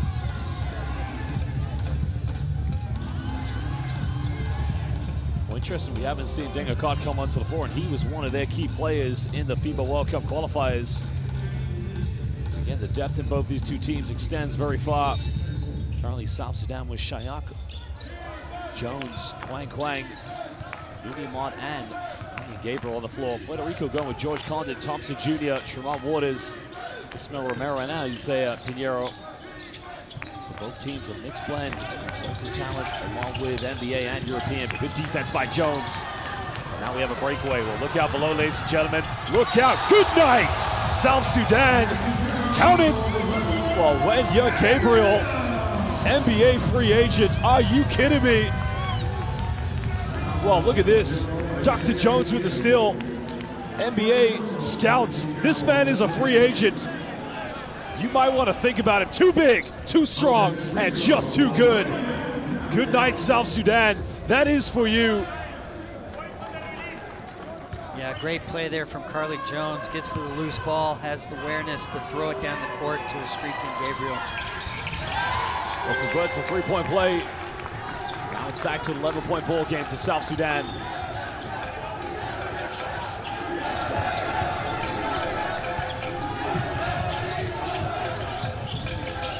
Pick and roll here with George Condon. Going for the back down play now.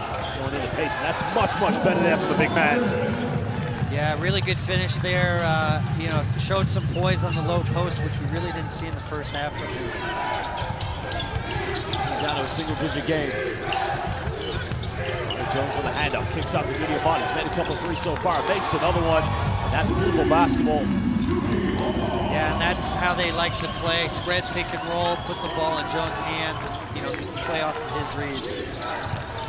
Kings of Africa currently leading here by 12 points. Canada Los Reyes. Puerto Rico gets themselves back in. Pinheiro with a pump fake. Gets up in the mid-range. Again, ices that one for 15 feet.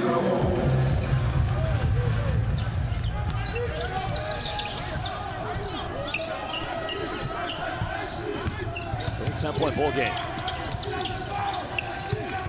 Let's go finding Quang. They played in Croatia.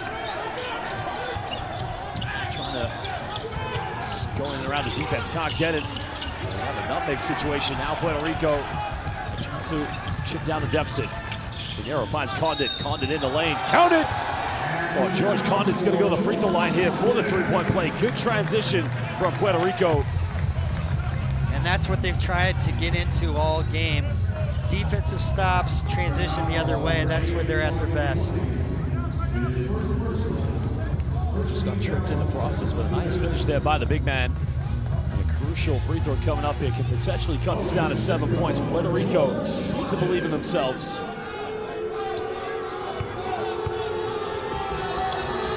These fans just letting George Condit know their feelings about him going to the free throw line. Such a fantastic player, the big man, George Condit, featured many times for Puerto Rico over the years. 2019 FIBA World Cup qualifiers, 2021 FIBA American qualifiers. Blank, just keeping this one alive. Goes out of bounds, that will remain South Sudan ball, and again, a triple change coming in. It's Dang Sunday Detch. Coach Bauer coming back in. Well, interesting again, Dang Nakon, I'm not sure if it is an injury or he's not playing today, but you know, he is definitely a crucial factor for this South Sudanese team.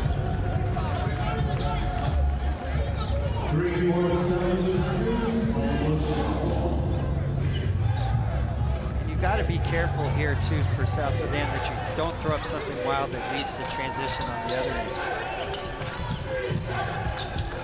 This goes for a give and go. Dang, straight off the bench. Puerto Rico trailing by 7. That's going to be caught against Sunday Detch.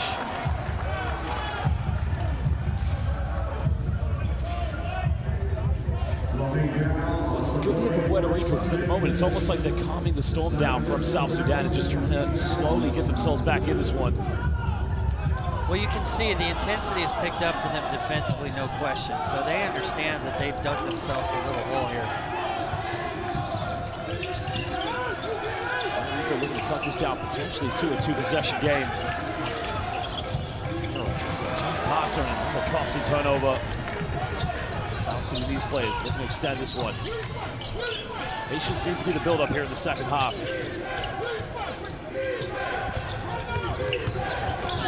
In the air, coming off the backboard. Rebound has been secured by Puerto Rico.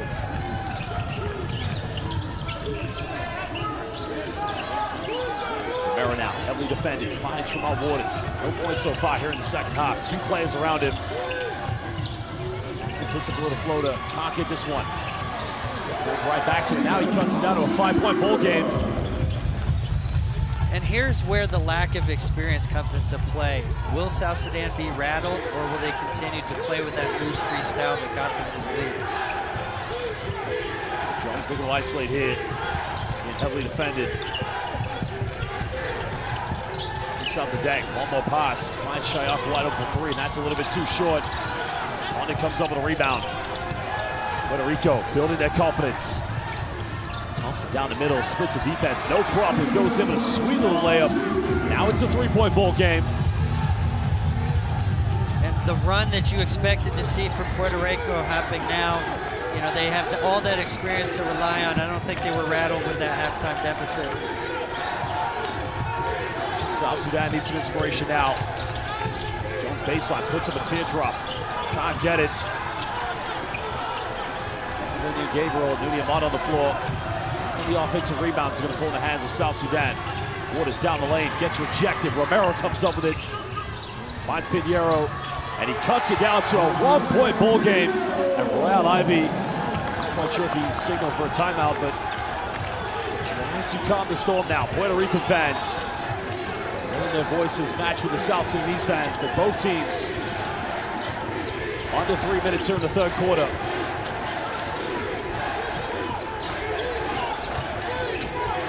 Jones coming off the screen, finds the switch. Dang down the middle. Dang goes up, tough contact, and he'll go to the free throw line. The foul is going to be against Ismael Romero. And that's where Puerto Rico has to be more disciplined, stay down, keep him out on the perimeter, not allow that right-handed drive. Well, double change. As Quang comes in, Shayak Jones beating the floor so far here.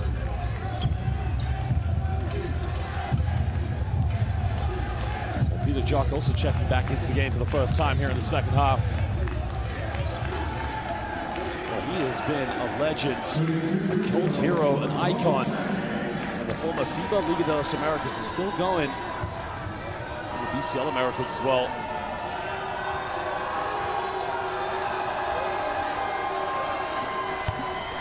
Dang makes the first free throw. You know, South Sudan may have just gone the last 2 minutes without scoring. They did lead by 12 points, but it's been a good passage of play from Puerto Rico. Yeah, that was a big run there. A little surprised that South Sudan didn't take a timeout during that, but Coach Ivey trusting his guys and great experience for them to learn how to navigate when other teams do go on these runs. Dang makes the second one. Lead back to South Sudan, putting on the full court pressure against Puerto Rico. That point would tie the game, but remember, Puerto Rico haven't led since the very first quarter. Thompson down the middle, puts up the teardrop, and again, traveling violation. Well, Thompson Jr. as well as Nelson Colon completely infuriated with that decision. Have a look at the replay. What do you think, Coach? Well, you know, he did on that hop, but you know, when you pick it up off the bounce like that, you got to come down on 2 feet. So I think that is the right call there. Well, a costly turnover for Puerto Rico, something they made a mess of in the second quarter, but an offensive foul, an illegal screen set by Dang. So another chance now for Puerto Rico to cut it down to a 1-point ball game, or potentially take the lead. 13 now on South Sudan. Howard checking into the game now for Pinheiro.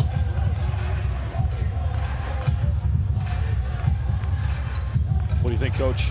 Well, you know, we got that dynamic backcourt together again. So Howard a little bit quiet in that first half. I'm sure they've got a set play here for him to see if they can get going. Well, the shooting for me, the Waters or Howard.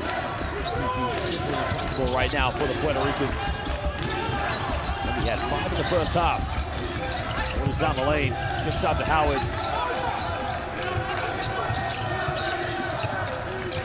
The switch on defense. Dang now, guarding Thompson Jr. One fakes Howard. Made 2 so far. Good drop on this one. Punch bar gets the rebound. The Clippers. Jump goes well.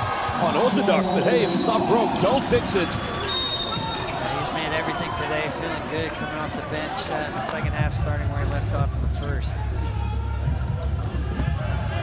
Well, look at this, quickly in transition. It's one of the shots you definitely practice on the playground. Well, it's also one of the shots that if he misses as a coach, you're pulling your hair out. I'm just about to ask you that question. See, if he makes it, he's a hero. If he misses it, hey, go back to the bench. Yeah, especially when he has Waters there as the lone defender. But, you know, he's clearly feeling good. Credit to him to carry that confidence into the second half here.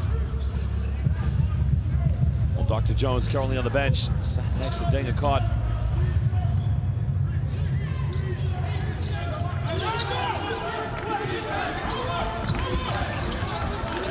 1:35 to go here in the third quarter. Puerto Rico trailed by as many as 12 points.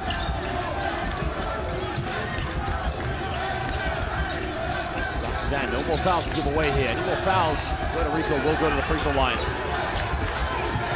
Kicks out to Ortiz. Ortiz tries a 3. No good on that one. Bench fighting for the rebound. Playing, trying to bring the ball up for South Sudan.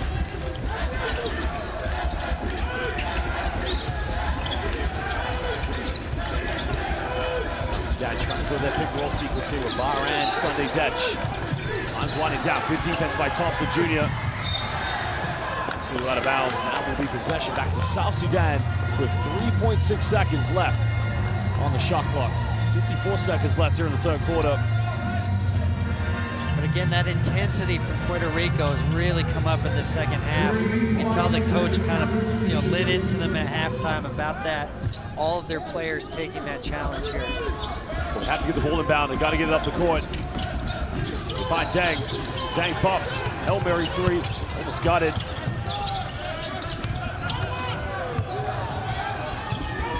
Essential 2 for 1 here for Puerto Rico. Trailing by 5 points. This now they go into the fourth quarter with a tie ball game. They've got to execute something good here. Thompson off the ball screen. Finds Howard. Howard down the middle, avoids the block, and get a tough shot, but can't get it. The putback no good. South Sudan fighting for the rebound. But Dan comes up with it now. They got numbers here. They go for a three in transition. Are you kidding me? And again, another shot, and he silences the crowd. I'm not sure if Royal Ivy is shouting at him or if he's congratulated, but this is fantastic chaos basketball right now. Howard is fouled in the process. So 2 free throw line with 2.7 seconds. Coach, I'm going to ask you because I can see you shaking your head right now, but I mean, look at this, look at this. Well, you know, it's no different than the shot we saw before from him, and you know, credit to Coach Ivy. He gives his players the confidence to take these shots, and they've made them. You know, this is how South Sudan plays. So they want to be loose and free. They, you know, you see the bench and everybody feeding off that. That is their style of play. So, you know, at times it probably, as a coach, can make you a little uneasy. But Peter Jock feeling good right now. I mean, look, it's not what we're used to seeing here at the FIBA Basketball World Cup, but I'm loving it right now because you know what? It's unique and it's getting the crowd in this game. Well, and the confidence behind it. You know, you gotta love seeing that, and you know, that's a part of African culture. You know, that was one of the things I learned from my coaching experience.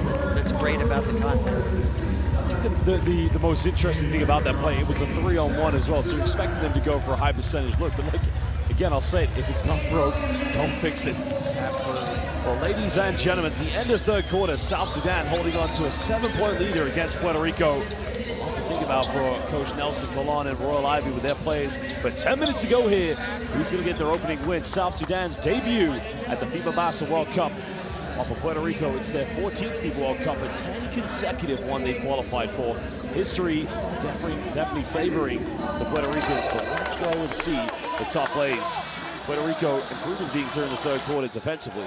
Yeah, no question. They came out with a much better focus, much better energy level. I think the scoring really was the result more of some difficult shots being made versus the first half where they gave them quite a bit of open looks. There you can see the interception by Thompson Jr. Finishing that one under intense pressure. As the facilitation skills with the turnover. Jones finding Gabriel. Gabriel getting fouled, throwing it down with no regard for Piñeiro's feelings. Yeah, Gabriel having a tremendous game so far, really showing his athleticism and featured in the style of play of the South Sudanese team. That's what you want to see more from George Condon, the tough post-up movement. There's maybe a mark of 3 in the corner. The team's, you know, shooting with a lot of confidence from the perimeter in this game. Yeah, I mean, you know, the percentages obviously speak for themselves. You know, can South Sudan sustain it? I think that's got to be the question. They've played with confidence throughout this game.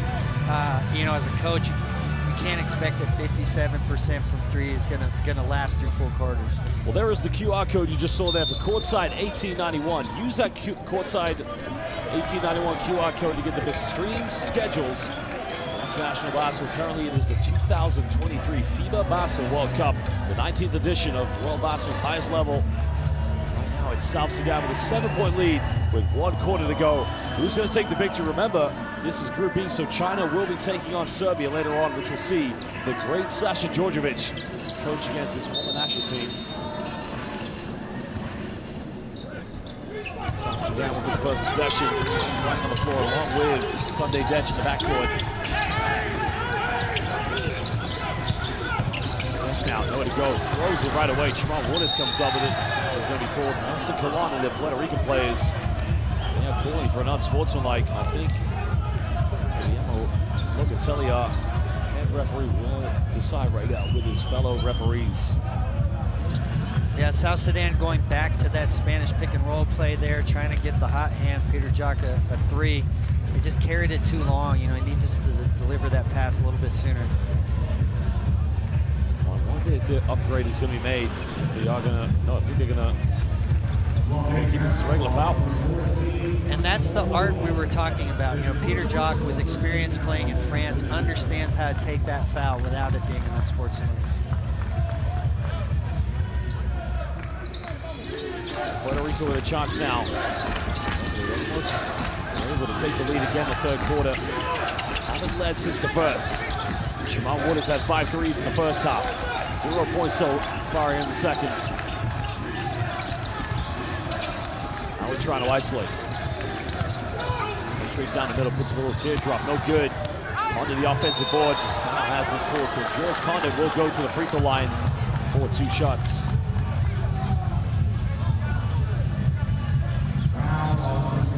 They need him to be big here in the fourth quarter because as we saw that one play in the third, when he gets the ball in the low block, he is very tough to defend. Yeah, and you know, I'm surprised they haven't gone to that a little bit more, just to find an anchor to counter the perimeter play. You know, you don't want to have Waters and Howard have to be everything for you there. Well, free throws are going to be so important here in the fourth quarter. Both these two teams won't want to look back on this game and think the outcome could have been different had they made both their free throws. The favorites, as the experts have said, is going to be Serbia in this group. No doubt these two teams will want to compete for that first spot because they'll cross over with Group A, which could see them play, you know, Italy, maybe Dominican Republic, Philippines, who knows? Yeah, I think both groups, especially when you look at that second spot, really up for grabs. Drop miss in the mid-range. Now we pick and roll here with George Condon. Kicks out. Ortiz hasn't made a 3 so far. Stays that way. It's a good traveling violation, yeah? Yeah, that's the right call there, but Condon doing an excellent job on the offensive rebound. Seemingly every shot he's around there, tipping the ball or getting it himself. Little 6-point ball game. Imagine, of course, playing a country in 2011, qualifying for the world stage of basketball. Another traveling violation. He should have just shot the ball there. What's interesting, Royal Ivy has kept this 5 on because they obviously finished the third quarter very strong, which, you know, respectfully isn't his strongest 5. At what point do you think he might make a change? Well, I think he's, you know, trying to get whatever time with Carlik Jones on the bench that he can. So as long as his lead stays, you know, 4 or 6 points, he'll ride this for a while. Puerto Rico still battling, but one thing they haven't been able to do is just get over the final hurdle. Just tough the game up again. The lead now. Waters down the middle. Puts the defense, pulls over. It's another turnover, and I think he was looking for a foul. Yeah, hard to see there if there was contact or not. Obviously, small guards going into those crowds can be difficult. Well, you see now the anxiety at this moment for these two teams. Coming in their offense. Anything going so far here in the first minute and a half.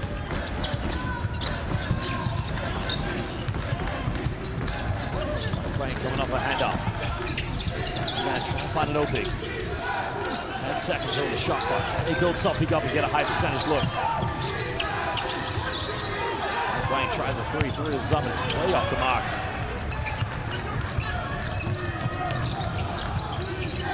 Waters, we mentioned, Bacon going around the defense. A no-look dive. Can't finish it. That would have been spectacular. Yeah, unbelievable play there. I'm sure Waters a little frustrated that Condon didn't finish that, but his vision in traffic for a guard of that size is really special. That no-look dime there, but you know, it's the shakes and the bakes and the fakes, of course, when it comes to Tremont Waters. You know, credit to South Sudan defensively. They are not letting him have any breathing space to get another 3-pointer off. But at some point, if he hits a big 3 here in the fourth quarter, I feel like the momentum definitely will change. Well, you know, I think Waters has done a really good job of trying to get his teammates involved in the second half. You know, possibly that was, you know, why they were struggling defensively. Sometimes players that don't touch the ball aren't as quite motivated to defend, but I think he came out with that mentality here. Now these guys have to finish these passes off. George Condon makes the first free throw. This one, you cut it down to a 4-point ball game with 7:52 to come. The triple change has come in for South Sudan. Martin, along with Wenya Gabriel. Dr. Jones makes them both. Yeah, so Coach Ivy obviously going to ride this group here to the end. It's off the handoff. Gets a little teardrop in the lane. Nothing but net. Tough play there by Dr. Jones. Yeah, that's a tough finish right there. Extending South Sudan's lead back to 6 points. Gabriel coming. There goes baseline. Gabriel finishing. That's a better drive by Isaiah. Yeah, great baseline steal there from Condon, keeping the help defender away. Fakes a handoff. Clock goes up, and then he gets fouled. Puerto Rico players, they felt that was clean. It's going to be 2 free throws coming up for Nooney Amon. Yeah, one of the first times we've seen Nooney be aggressive off the perimeter. He's been a little passive compared to how he normally has played for the South Sudan team. Let's see the replay of this. What do you think, Coach? You know, it's tough to tell from that angle. Obviously, verticality allowed, but if you're jumping forward and the contact's made that way, then that's a foul.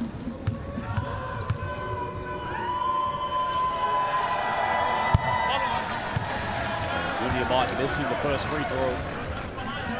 Still a 2-possession game now. South Sudan have led by as many as 12. It's very tough coming into this game, kind of having a perception of who you think was going to win this one. Because, you know, in different ways, these two teams are quite balanced how they face each other. Yeah, for sure. Two evenly matched teams. You're seeing the intensity of the moment also happening here in the second half. Both defenses bringing up their level of ball pressure and keeping things in the half court.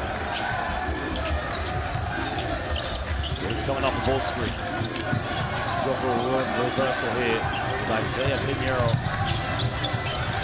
Going for the step back mid-range. That's way off the mark. Yeah, and that's not Pinheiro's game at all. You know, you'd like to see Howard or Waters end up with the ball in their hands in those late clock situations. You see Peter Chuck just loving the occasion right now with the fans behind him. 5-point lead. South Sudan fans rallying behind their players.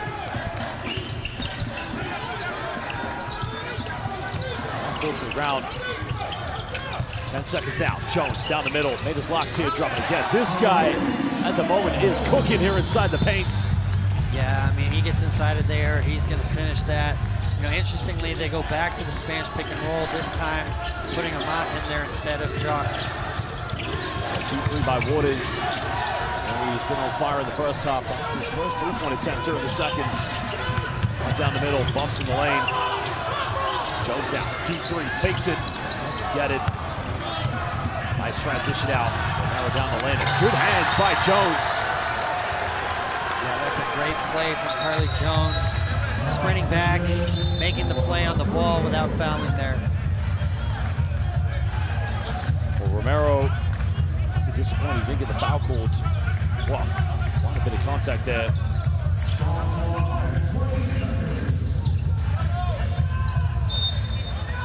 Waters will inbound this one. 6:02 to go.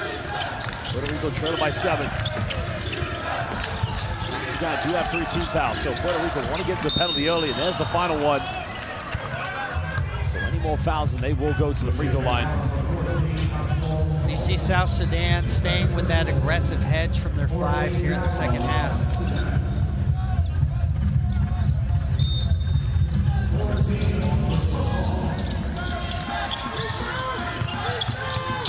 Waters goes behind the back, finds Carter, gets rejected. Gabriel, another block time. Well, again, 2 blocks there from Lenya Gabriel. Now South Sudan can push this one.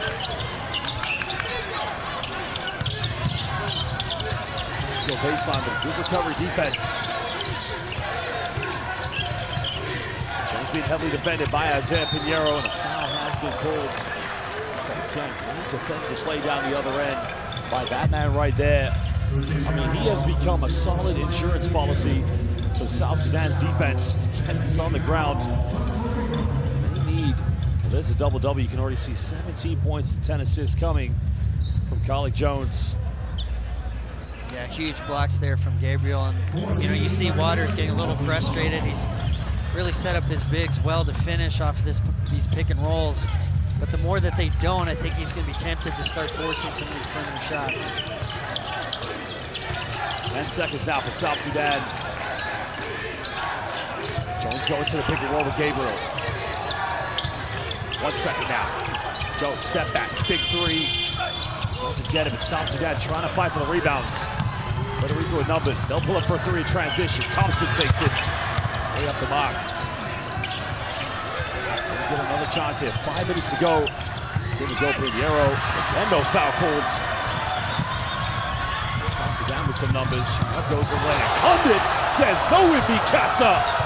And now Puerto Rico give and go. Thompson goes up, but they can't finish it. And another block, but finally a foul is called. Well, Coach, I will give you a very strong advice. Don't you dare send any of these players Facebook friend requests because you will get blocked. He just said, no in mi casa. Don't send him an Instagram post. He will block you.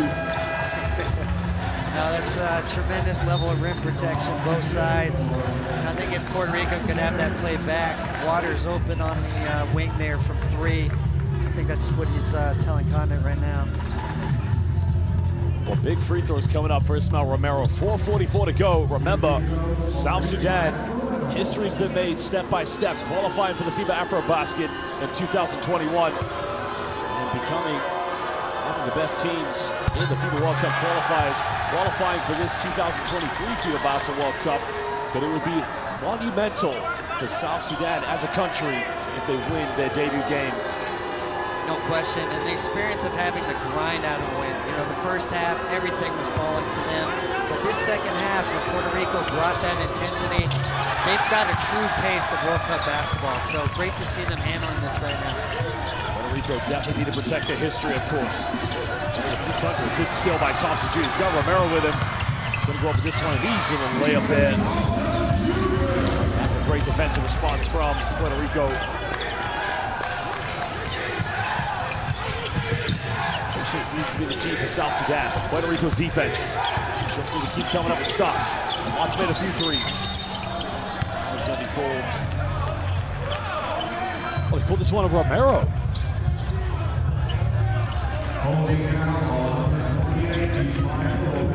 Ismael Romero, they said, was holding on to Wenyan Gabriel.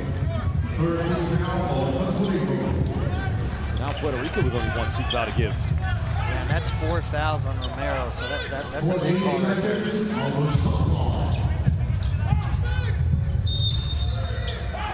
Baseline possession of South Sudan. Watch Gabriel down the middle. Good defense by Puerto Rico. The one thing you cannot deny, El Corazon Puertorriqueño. Waters turns it over now. Sharrock down the lane. Transition goes up. Again, he finishes the layup under pressure. Now it's back to a 7-point ball game. Puerto Rico's going to call timeout as they trail with 4 minutes to go. Yeah, interesting to see Waters there, still looking for these drop-offs to the bigs. So in the first half, he was coming off those screens, looking to shoot, looking to be aggressive.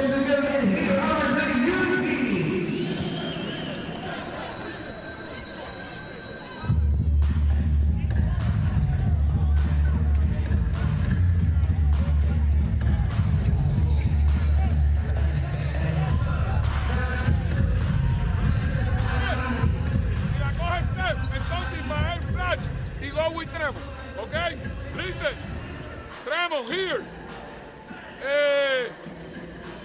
Ismael va a estar aquí. Este es Steph.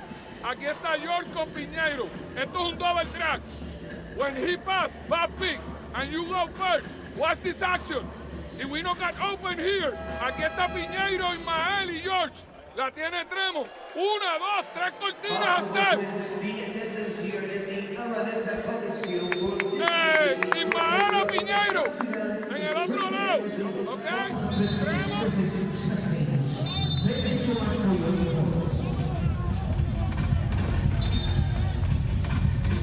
Well, Colin Jones, double-double so far, 17 points, 10 assists. And no surprise, of course, being the best player in the NBA G League this past season. Yeah, he's really delivered here in his first World Cup game.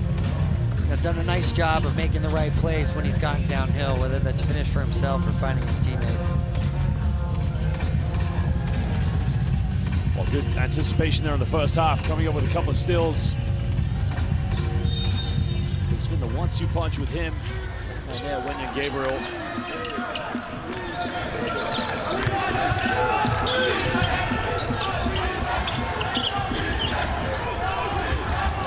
We need something here on offense. Under 4 minutes. He's going for a tough three-pointer. It's way off the mark. He's going to let it bounce back in the lane. Puerto Rico ball. definitely not what Coach Cologne wanted coming out of that timeout. I'm sure he's a little frustrated with that shot there from Waters.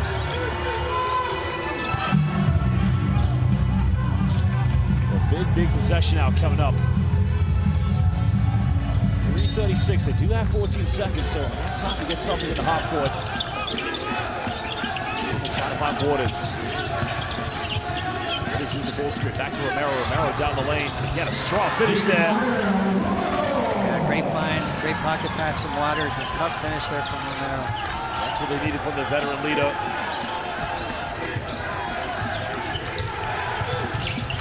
Down the lane now. Nowhere to go. Kicks out to medium mud. Shayak.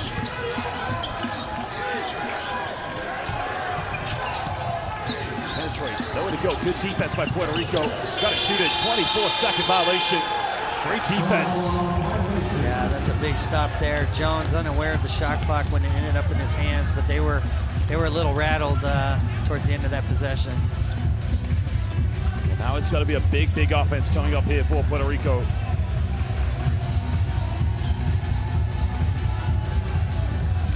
Yeah, it'll be interesting to see here. They haven't really done a whole lot to get Waters anything off the ball. So they've been content with the middle pick and roll, having him be more of a facilitator out of that. Well, chance now to cut this down to a one-possession game. Key thing for Puerto Rico. If they get fouled, they'll go to the free throw line. Condon, big man, doesn't take me 3 points. Are you kidding me? As they would say back in Puerto Rico, grande triple. Now it's a 2-point ball game. Romero comes up with it. Look out, ladies and gentlemen. Buenas noches. Ties the game up at 74 apiece.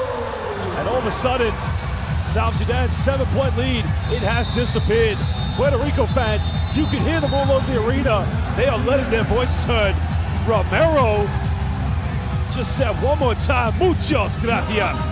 The big man. Throw it down, Romero. Throw it down. Yeah, huge play there. Obviously not expecting Condon to slide out to the three-point line, knock in that corner three.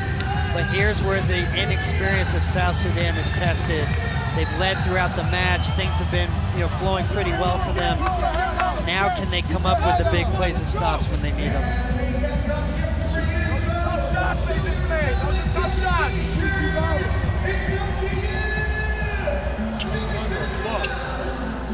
Two tough shots.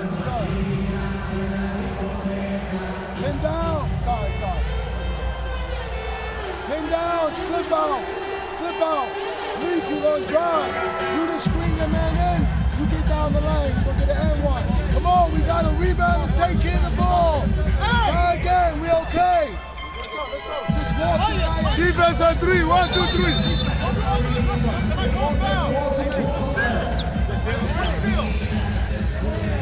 Well, those fans, they have been brilliant throughout the FIBA AfroBasket World Cup qualifiers and now here at the 2023 FIBA Basketball World Cup. But again, we got to pay homage to the Puerto Rican fans. They're everywhere in the building right now. Yeah, and they've got a lot to cheer for. 2 huge plays there. We heard Coach Ivey in this timeout. Sounds like they're doing maybe some guard-to-guard action with a slip out here. But it's a real test for them. They've been playing free and loose. You get into the final 2 minutes of a World Cup game with a tie score, you're going to have to execute in the half court. So will they be able to do that? Let's watch and see. Well, there's plenty of time in this game, just under 2.5. South Sudan are a little bit shook here because Puerto Rico defensively able to convert everything in transition. Gabriel set the ball screen. Jones in the lane, contact goes up, and a strong finish. Yeah, big basket there from Jones. Absorbed the contact, finished well.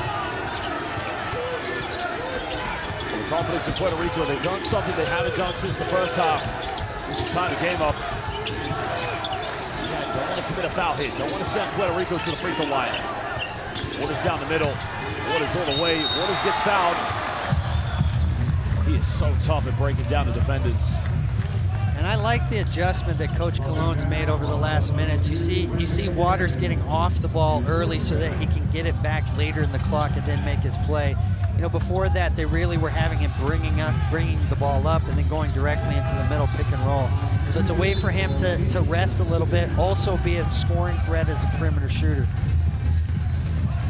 Well, big free throws coming up for Tremont Waters, former NBA player, playing in Puerto Rico. That was once coached by the great Phil Jackson, the Sen Master. Makes the first one. He's a very elite man right now, Coach Colon, but again, the South Sudanese players reaching off from the bench. Will we see that same play again with that pin down for the guard-to-guard action, trying to get Carly Jones downhill?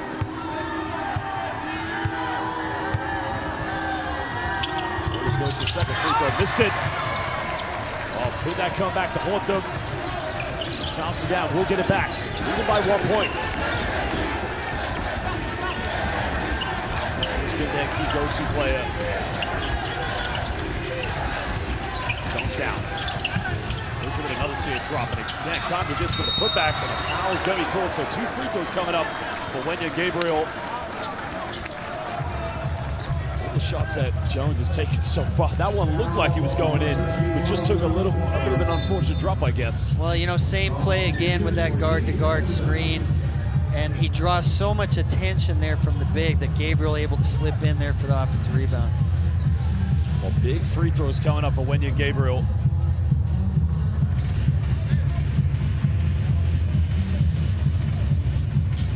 South Sudan currently 8 for 12 from the free throw line. Just more slightly better than Puerto Rico, who has 7 for 12. But again, free throws could be crucial. Now is the time. Missed the first one.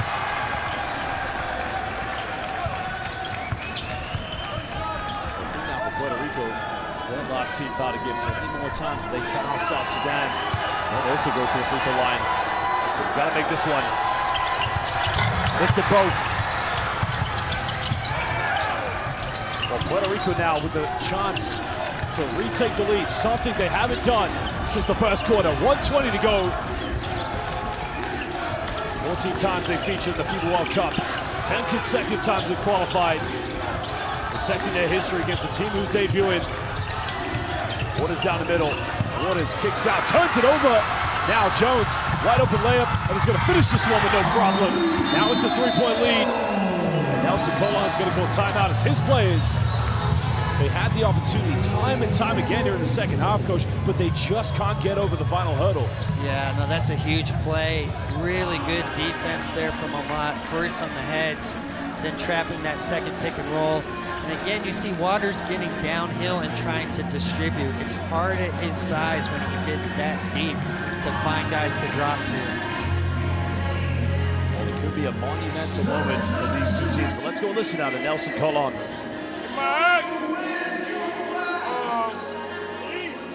Steve, vamos así. Okay. Right. Seal. Good. Hey, cortina aquí, para que él avance. Se la das aquí, y tú, o hand off, o fight. In front of Howard. You receive. Howard va a hacer un fight. You receive, and he coming. You go with him, o Ismael a Steve. Avanzamos. Listen, Howard. Tremont. Ismael y George. Iverson.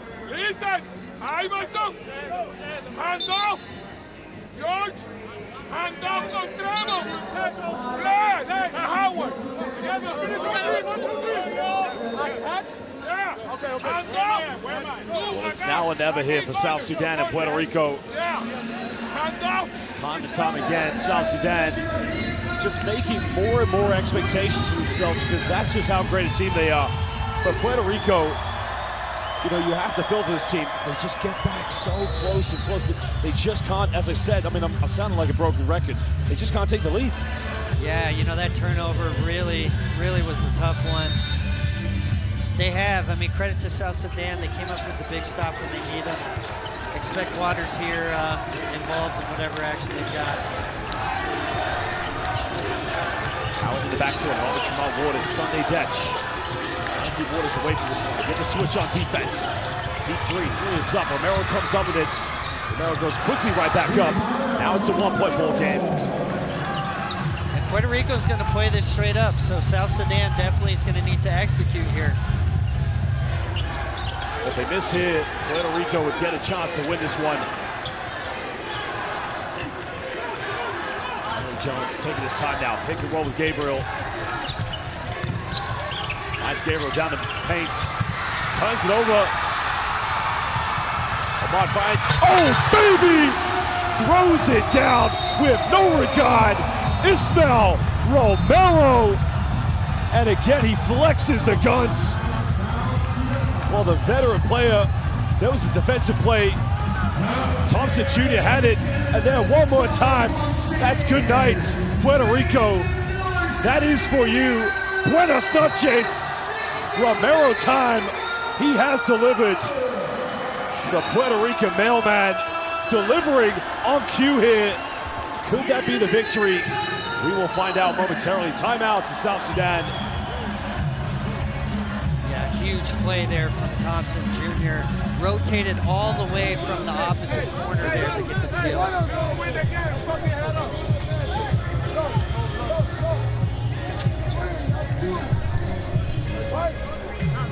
The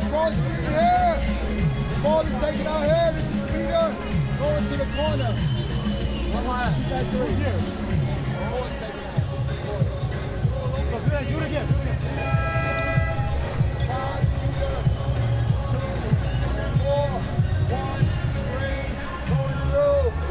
Screen, he goes over there.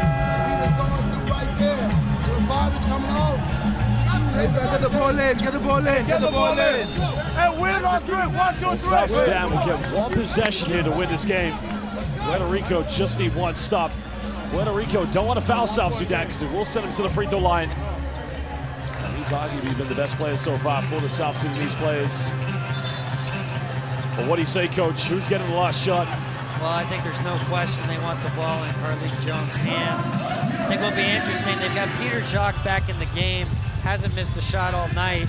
Do they go back to that Spanish pick and roll action that they've liked before, trying to use Peter Jacques there, you know, coming off of that, or maybe even setting an initial screen for Jones before they get into the pick and roll? Well, they've advanced the ball to half court, so it's going to be 14 seconds on the shot clock. So now 2.1 between game and shot clock. This will be interesting. Puerto Rico just need one stop. South Sudan just need one bucket. Well, they gotta get the ball inbound. 5-second violation. And again, they turn it over. This is what you talked about, Coach. Inexperience right now up against 14 times representing in the FIBA World Cup. Yeah, they need to regroup quickly. This game is not over. You know, whether it's a quick foul here, I think there's time to get a trap. You know, that would be what I would be thinking. Try to get one trap first, not letting Waters catch the ball. But they have to move on to the next play as quickly as possible here.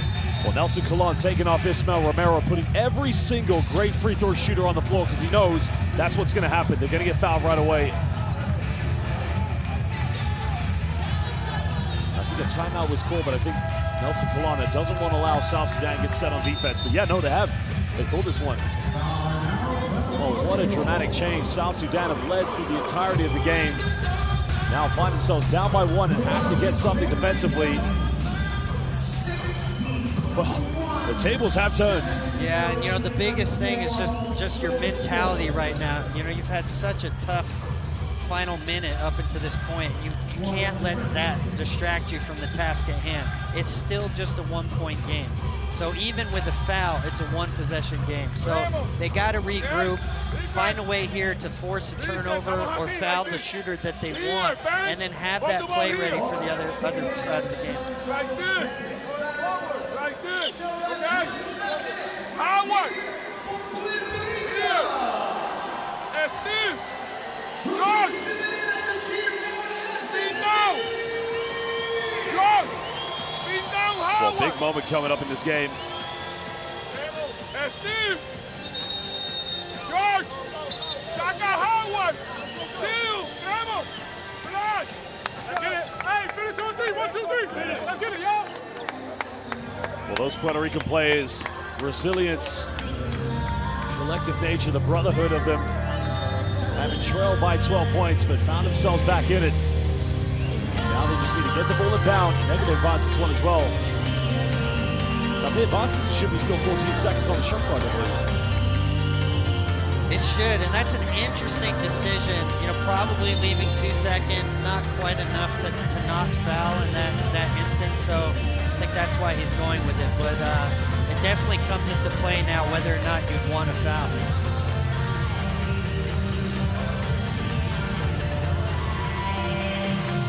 Well, the officials now just trying to, not quite sure what to discuss, but again, what a great occasion it is. I mean, we almost have an incapacity in this arena right now.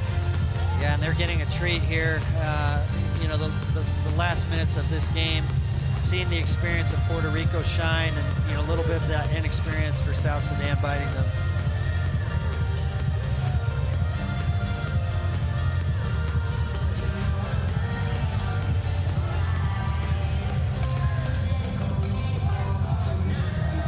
I think we're now ready to go here as the referees have sorted it out. So it will be Thompson Jr. who inbounds this one. Pinheiro, excuse me. Well, it's been a great introduction for him so far after playing a season with LeBron James and the LA Lakers, but now, more than ever, you know, it's not only about going for a steal, but they have to be careful if they commit that foul, they don't commit an unsportsmanlike foul. Well, you know, there's a lot of things to consider here. So, do you want to trap first before the foul? There's still quite a bit of time here. You know, secondly, there's 2.1 second differential. Now that's cutting it close if you allow them to shoot. But we don't have time. We don't have time. Let's that go. could be in consideration as well. I think there was a mix-up in substitutions because it wasn't possession. They weren't allowed to make the change during the timeout, so that's why the officials had to sort out who was on the floor. So John Holland has come back in the game. But Pinheiro will inbound this one. South Sudan trying to get a trap here. They find Waters. There's the foul. Waters has missed one free throw so far tonight. Right now, you just got to step up and make them. Yeah, that was a dangerous location. You know, had South Sudan had the game plan of trapping, that would have been a tough area there for Waters on that catch. Jamal Waters plays university basketball at LSU. Spent some time in the NBA, of course. Actually from Connecticut. A big opportunity for him. All he's got to do is make them both. Still a one-possession game, but make them both. South Sudan would have to go for a three-pointer. Makes the first one. Time and score are really important here. South Sudan has to be aware of what they want to do if he does miss or if it is a make. If he does miss this, he's going to go for a rebound. You've got George Condon, Ismael Romero. Looks like Sharaf is going to double box out Condon, so if it does fall into the hands again of Jamal Waters, it could be a problem for South Sudan. Makes them both. And now what does Puerto Rico do here? You know, if I'm them, I'm thinking about fouling, not giving them an opportunity to even get a three off. Jones goes for a three. Got it! Big time shot!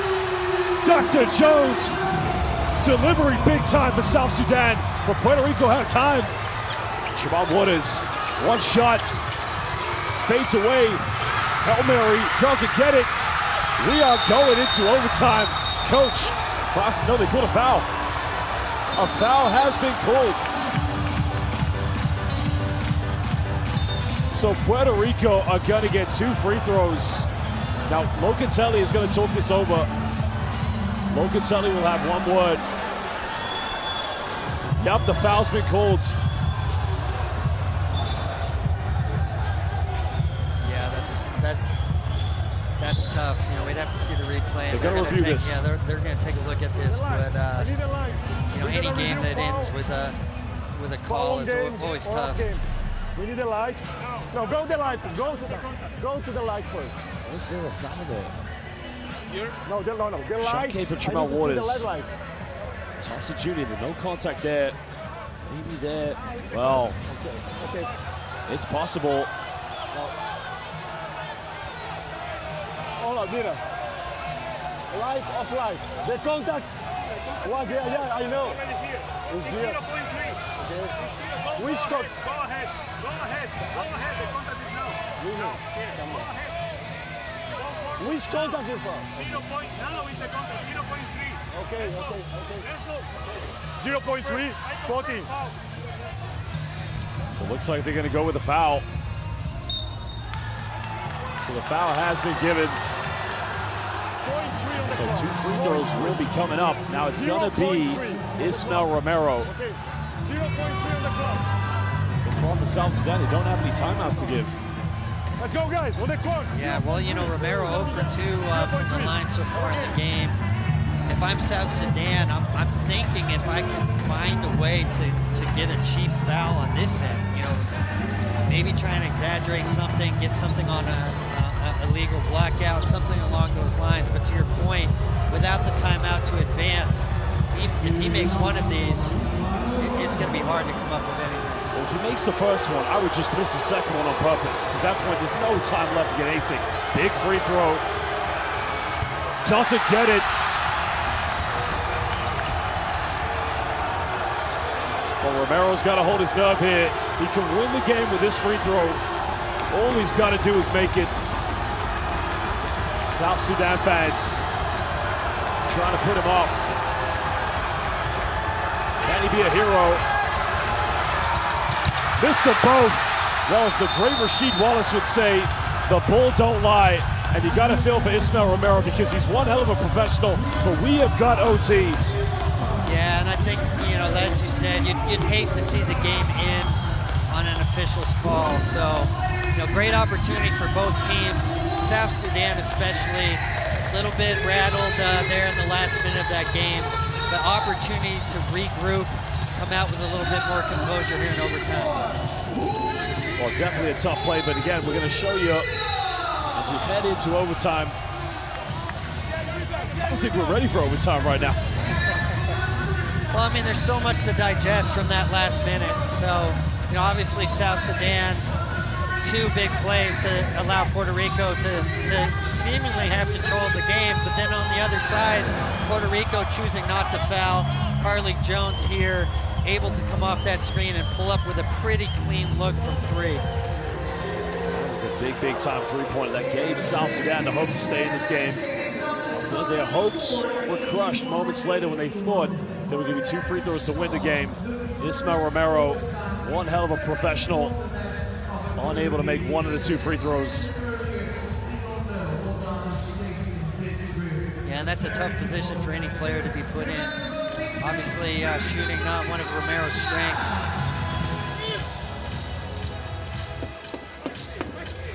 George! Mike! Mira! Stepping down here to Steve. Steve receive the ball. Steve receive the ball. You go to the basket and you go here. La tiene Steve. Okay? Aquí está Ismael que hizo cortina. George, Tremont, B.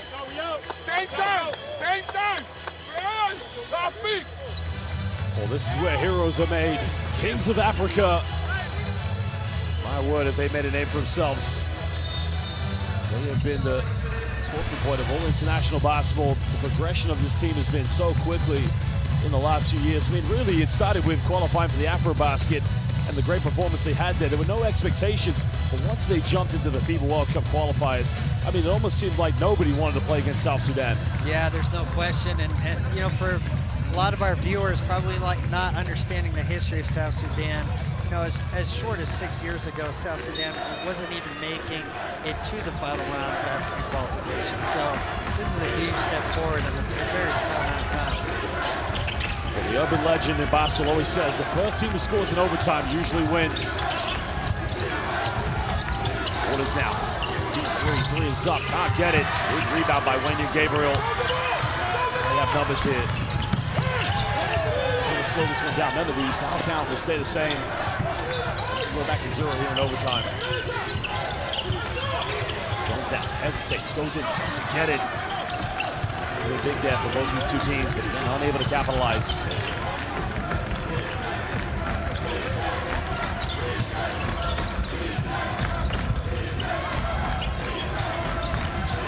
point. Somebody needs to have a big play. Condit goes baseline. Pump fakes, goes up, gets the ad one, and he'll go to the free throw line. That's a big finish there from Condit. Something that had been lacking earlier. There'd been a lot of drop-offs to him where he wasn't able, but when it mattered most, coming up big here. That's going to be the second person one against Wendy Gabriel. Any foul trouble that South Sudan has is Sunday Detch, but he's on the bench right now. Condit has a chance here to make this a three-point play. There's a little pump fake there, getting Gabriel off the ground. Convert this free throw. Puerto Rico, the free throws have wanted him so far. No problem on that one.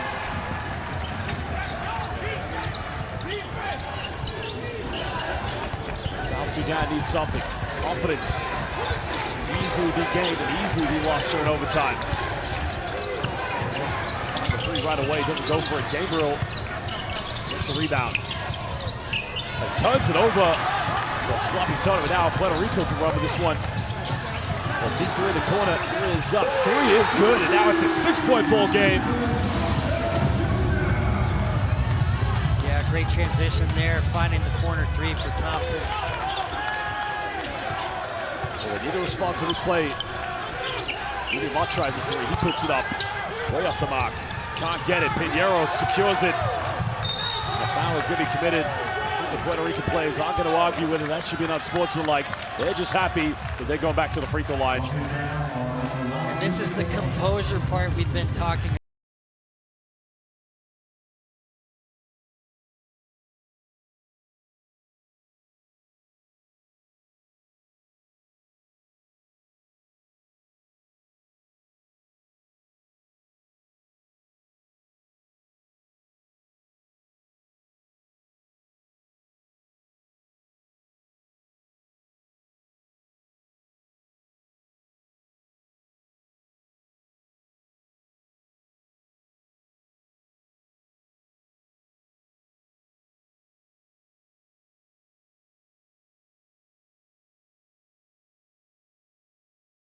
Shots.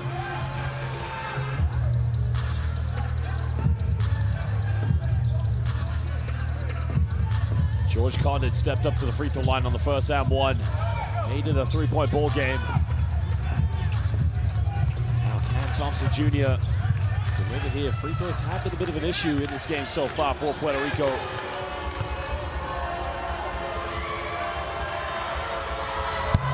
And misses. This free throw attempt just gives a little bit of hope for these South Sudanese players. 3:27, still a lot of time left.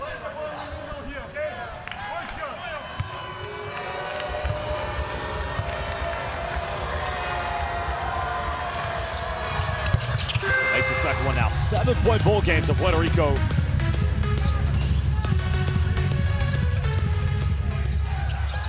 And South Sudan get their first field goal here in OT. Jones wide open. We'll take that one right away. Jones going to the basket, goes up towards the foul. He'll go to the free throw line. And the referee did say it was a passing foul, but nonetheless, it's going to be 2 free throws because South Sudan are in the penalty.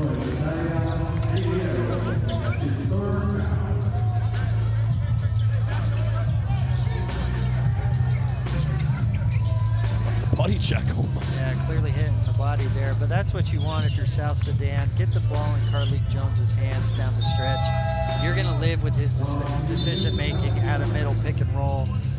You know, let everybody else be secondary players playing off of that. Pinheiro looking very composed. He's had a very frustrating evening here tonight against South Sudan. At the moment, 3 minutes and 13 seconds away from getting their first victory. Jones has to make these free throws. Missed the first one. The pressure just getting to him. It was Jones that made the three-pointer that tied the game up before Ismael Romero missed the 2 free throws to ice off the game.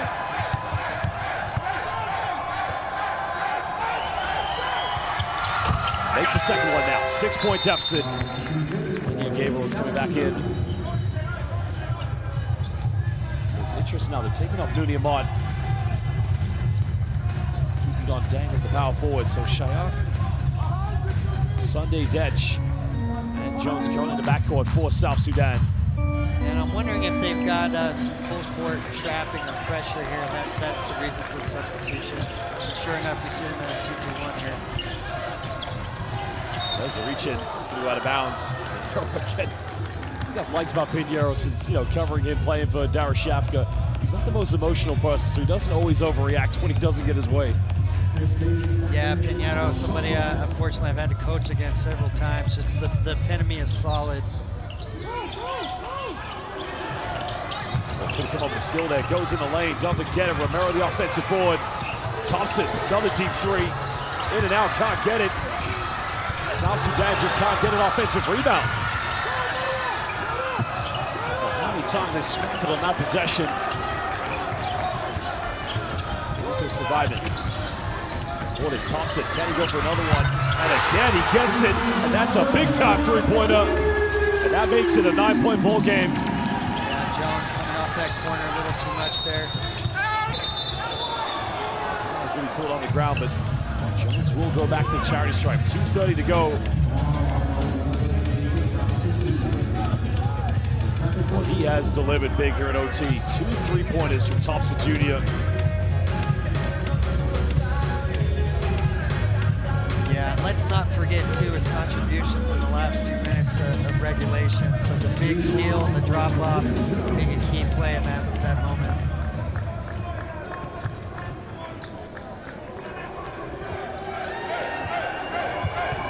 Jones was only 1 for 2 from the charity stripe in his last journey. It's the first one. I expect South Sudan to be back in that 2-2-1 full court press here. See if they can force a turnover on a sideline trap. South Sudanese fans watching on very nervously at the moment. Makes this one become a 7-point ball game. Makes them both. Going into that full court pressure, as you mentioned, Coach. Can they force a turnover? Pinheiro. Now look for an opening. Down the lane, goes up, but Pinheiro turns it over yet again. A few times it's happened here tonight. And I think South Sudan will be happy every time he has the ball in his hands. And you see South Sudan going offense for defense here. Peter Jacques coming back in the game.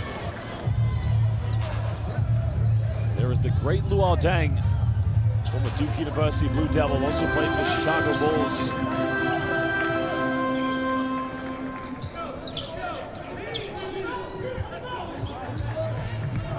So 17 to go.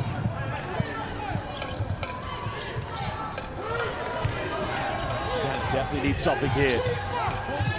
2 points will cut it down to a 5-point ball game, but a 3-pointer. There's the 3 from Jock. The 3 is up, the 3 is no good. Puerto Rico now. Have momentum, control. Down the middle. Turning it over. Foul here. For Puerto Rico, using as much up in the 24 seconds. There's only 6 of them left now. Pinheiro 3 in the corner. Big 3 is up. Doesn't get it. South Sudan come up with it now. Just over 90 seconds left. We've got to get something here. Shyok down the lane. Up face goes up. No foul calls. Oh, great job by Tremont Waters. Saving it from going out of bounds. And Puerto Rico, the light is very visible at the end of the tunnel. Yeah, surprised not to see South Sudan back in that full court pressure. I guess you see them moving up now, but they're going to need to force some kind of turnover here. I think it's going to be hard for them to play a full 24 seconds here and hope for the stop. Well, definitely, as you can see, growing pains. You see the learning curve, your first game in the FIBA World Cup.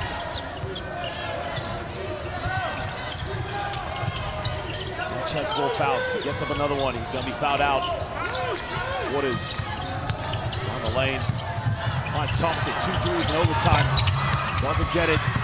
But again, another offensive rebound. On the lane now. Foul has been finally called. Definitely 3 corners from Puerto Rico and so many loose balls and second chances going in their favor. Really has sealed this game for them. Yeah, offensive rebounds have really bit South Sudan here in overtime. They still have to remain poised. You know, we saw the crazy finish at the last minute in regulation. You never know what can happen. So whatever the next play is, move your focus to that. Thompson Jr. has been force for the Puerto Ricans. But he misses the free throw. Again, Puerto Rico, seems like they're flirting with a comeback here from South Sudan. Every missed free throw they go with.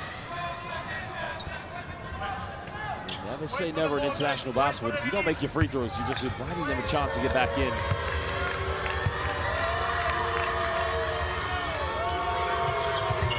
I missed them both. South Sudan needs something here. They got to be quick. We're under a minute to go, trailed by 7. Jones crossing over. Jones going to the lane, all the way to the bucket. Now it's a 5-point ball game. So Howard coming into the game, a substitution.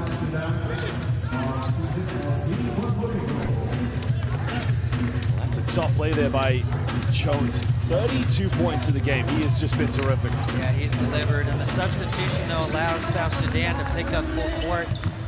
Look for a trap here. Don't foul right away. There's the quick foul against Howard.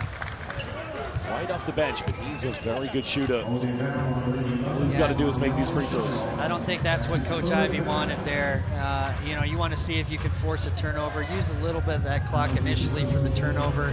Then if you don't get it, maybe after 8-10 seconds, you can look to foul. Well, Thompson Jr. could have sealed the deal.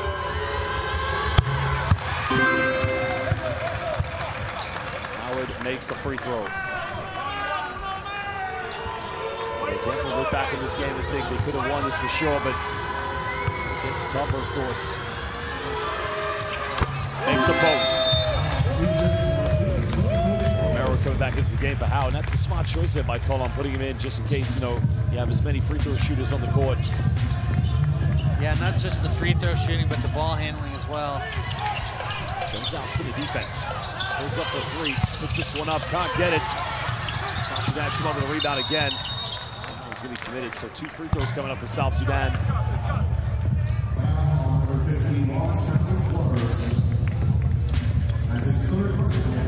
You gotta like that what Jones is trying to do. Do that to the players behind him. So go for a quick 3-pointer, maybe get that 4-point play, but yeah, definitely. And you want him making these decisions down the stretch anyway. So whether that's the quick pull-up 3 or trying to draw the foul, the ball's got to stay in his hands here.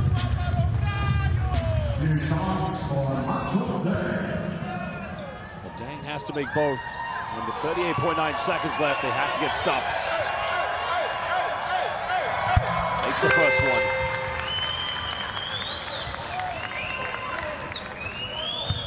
Again, expect that full court pressure. I think a little more patience to see if you can get a trap first before fouling right away.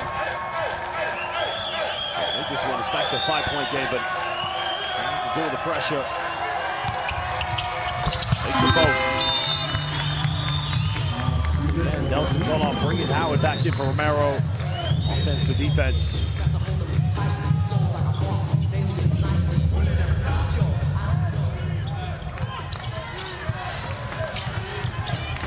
Gotta go for the trap now.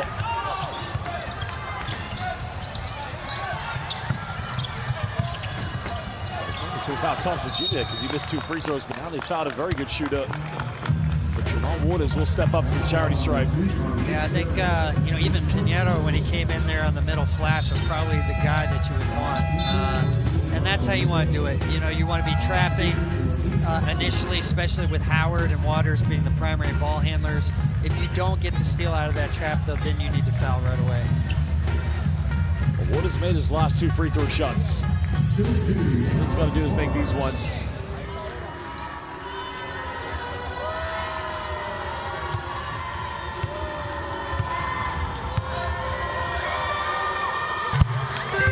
On the first one. Number 3 3-pointers in the first half. Hasn't made one here so far. These free throws have been crucial. Wait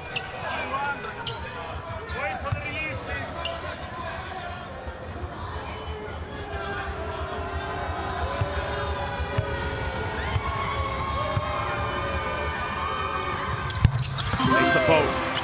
South Sudan's got to be quick here. They got to get the ball up the court. Stepping back over the three-pointer now. Medium off the pick and pop is up 3, no good. There's a rebound by Peter Joffrey. He puts this one back for 17.2 seconds. Howard again coming in for Ismael Romero. And I think their pressure needs to be extended up. It's a little too passive in the 2-2-1. You know, I'd like to again see one more trap there. I know they're starting to run out of time, but they need a turnover at some point. Pinheiro will go to the free throw line with 15.9 seconds left. They have the 5-point lead. This is probably the longest end to any overtime we've probably seen. The changes coming into subs, obviously. Well, he's been fantastic, Romero, because he made the big play, the dunk in transition that gave him the lead as just gets the roll. Barry Shafter, player in Turkey.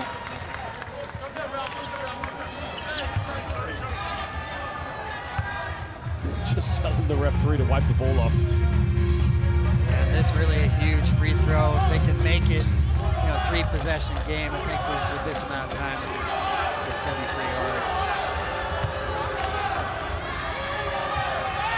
Takes them both. Well, South Sudan's got to be quick. It very much looks like Puerto Rico will take the victory here. Jones pulls up, deep 3. Now it's a 4-point ball game. Well, that's as big as it gets, of course. South Sudan continue to battle no matter what, but they're going to have to foul again. Puerto Rico's been good from the free throw line so far. And I like this better, full court man denial. They just needed something a little more aggressive, a little more up the line to force that quick turnover.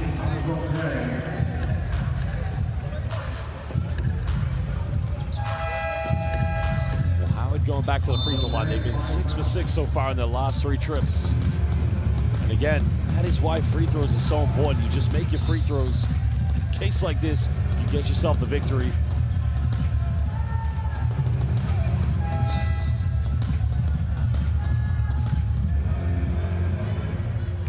Those players, of course, so proud to represent their country. Takes the first.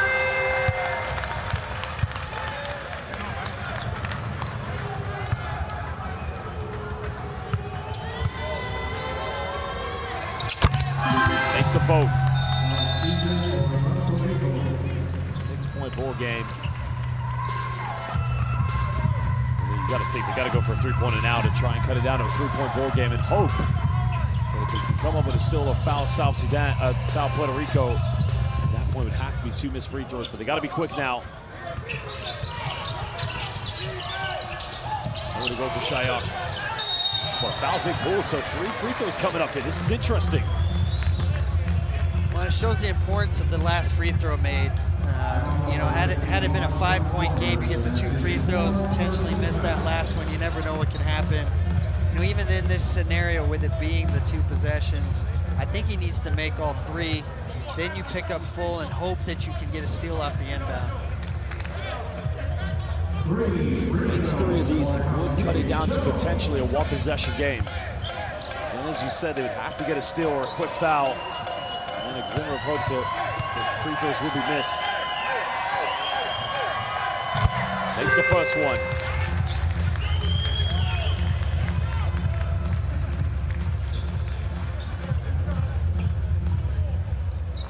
We're just seeing some of the Chinese players step into the building. Sasha Djordjevic just looking.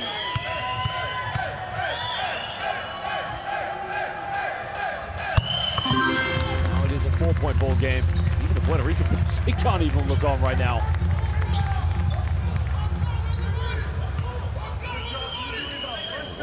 One thing you'll notice about him as a coach, he will go and battle right to the end with his players.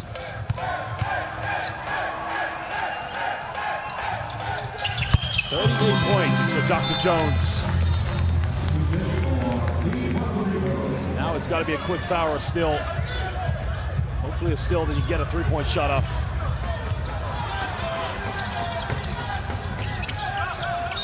They foul Pinheiro. I'd say Jones had hounds all over. I mean, now, sorry to cut you off there, but again, for international or fans watching all over, why is it dangerous when you're holding on to a player in the last 2 minutes?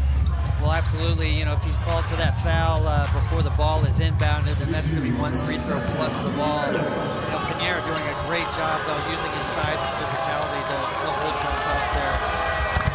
Makes it there, and that could be officially good night. Because with 2.5, the inevitable, and that is why Pinheiro, international player,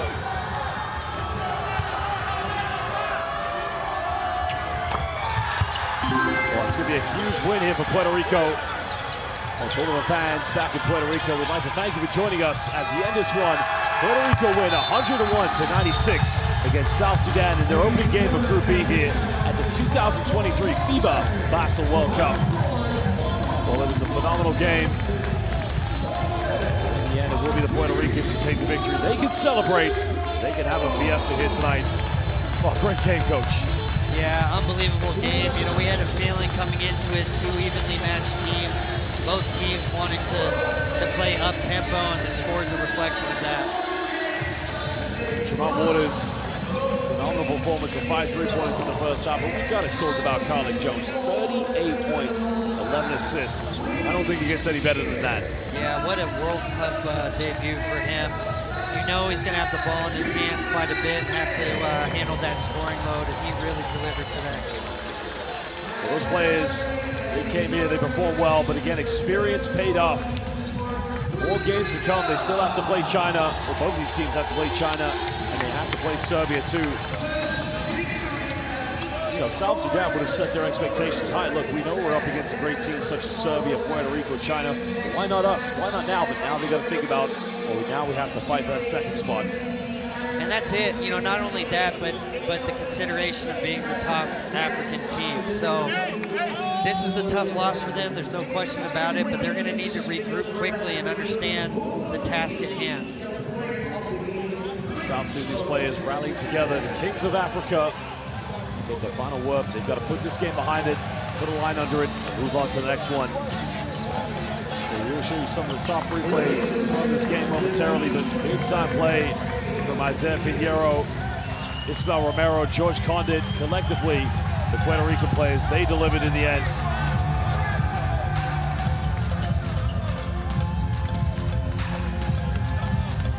Puerto Rican fans, along with the South Sudanese fans, that's what you want to see in international basketball. A competitive rivalry amongst all international countries.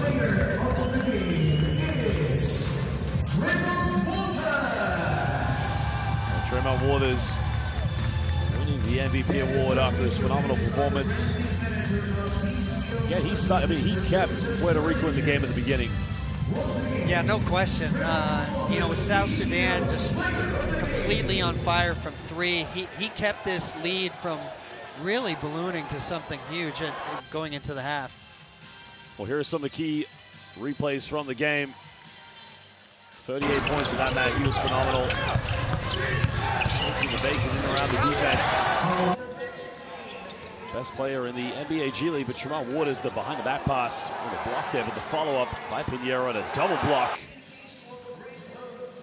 Well, Gabriel just becoming a true warrior in and around the rim. Here's a transition play, another block. George Condit was back. We had a block party at one point. Yeah, both bigs did an outstanding job protecting the rim. 3 blocks each, and I feel like each one of them was a highlight. And it was just good defense from Puerto Rico. Crossing turnovers in the 4th quarter. You really felt at one point South Sudan really had the game in their hands, but credit to Puerto Rico, collective nature of these players. There was a 3-pointer, cut it down to a 2-point ball game by George Condit in the corner. Yeah, and that was a huge play in the game. You're not expecting Condit to slide out to the corner 3, and of course followed up by this huge steal.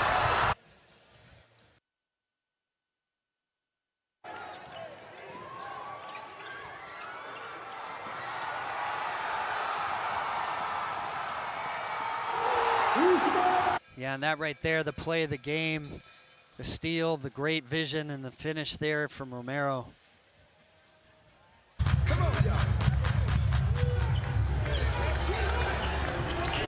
And then right when you thought it was over, Carlik Jones with yet another huge three here. Puerto Rico electing not to foul. Didn't switch on that ball screen either, and Carlik Jones able to rise up for three.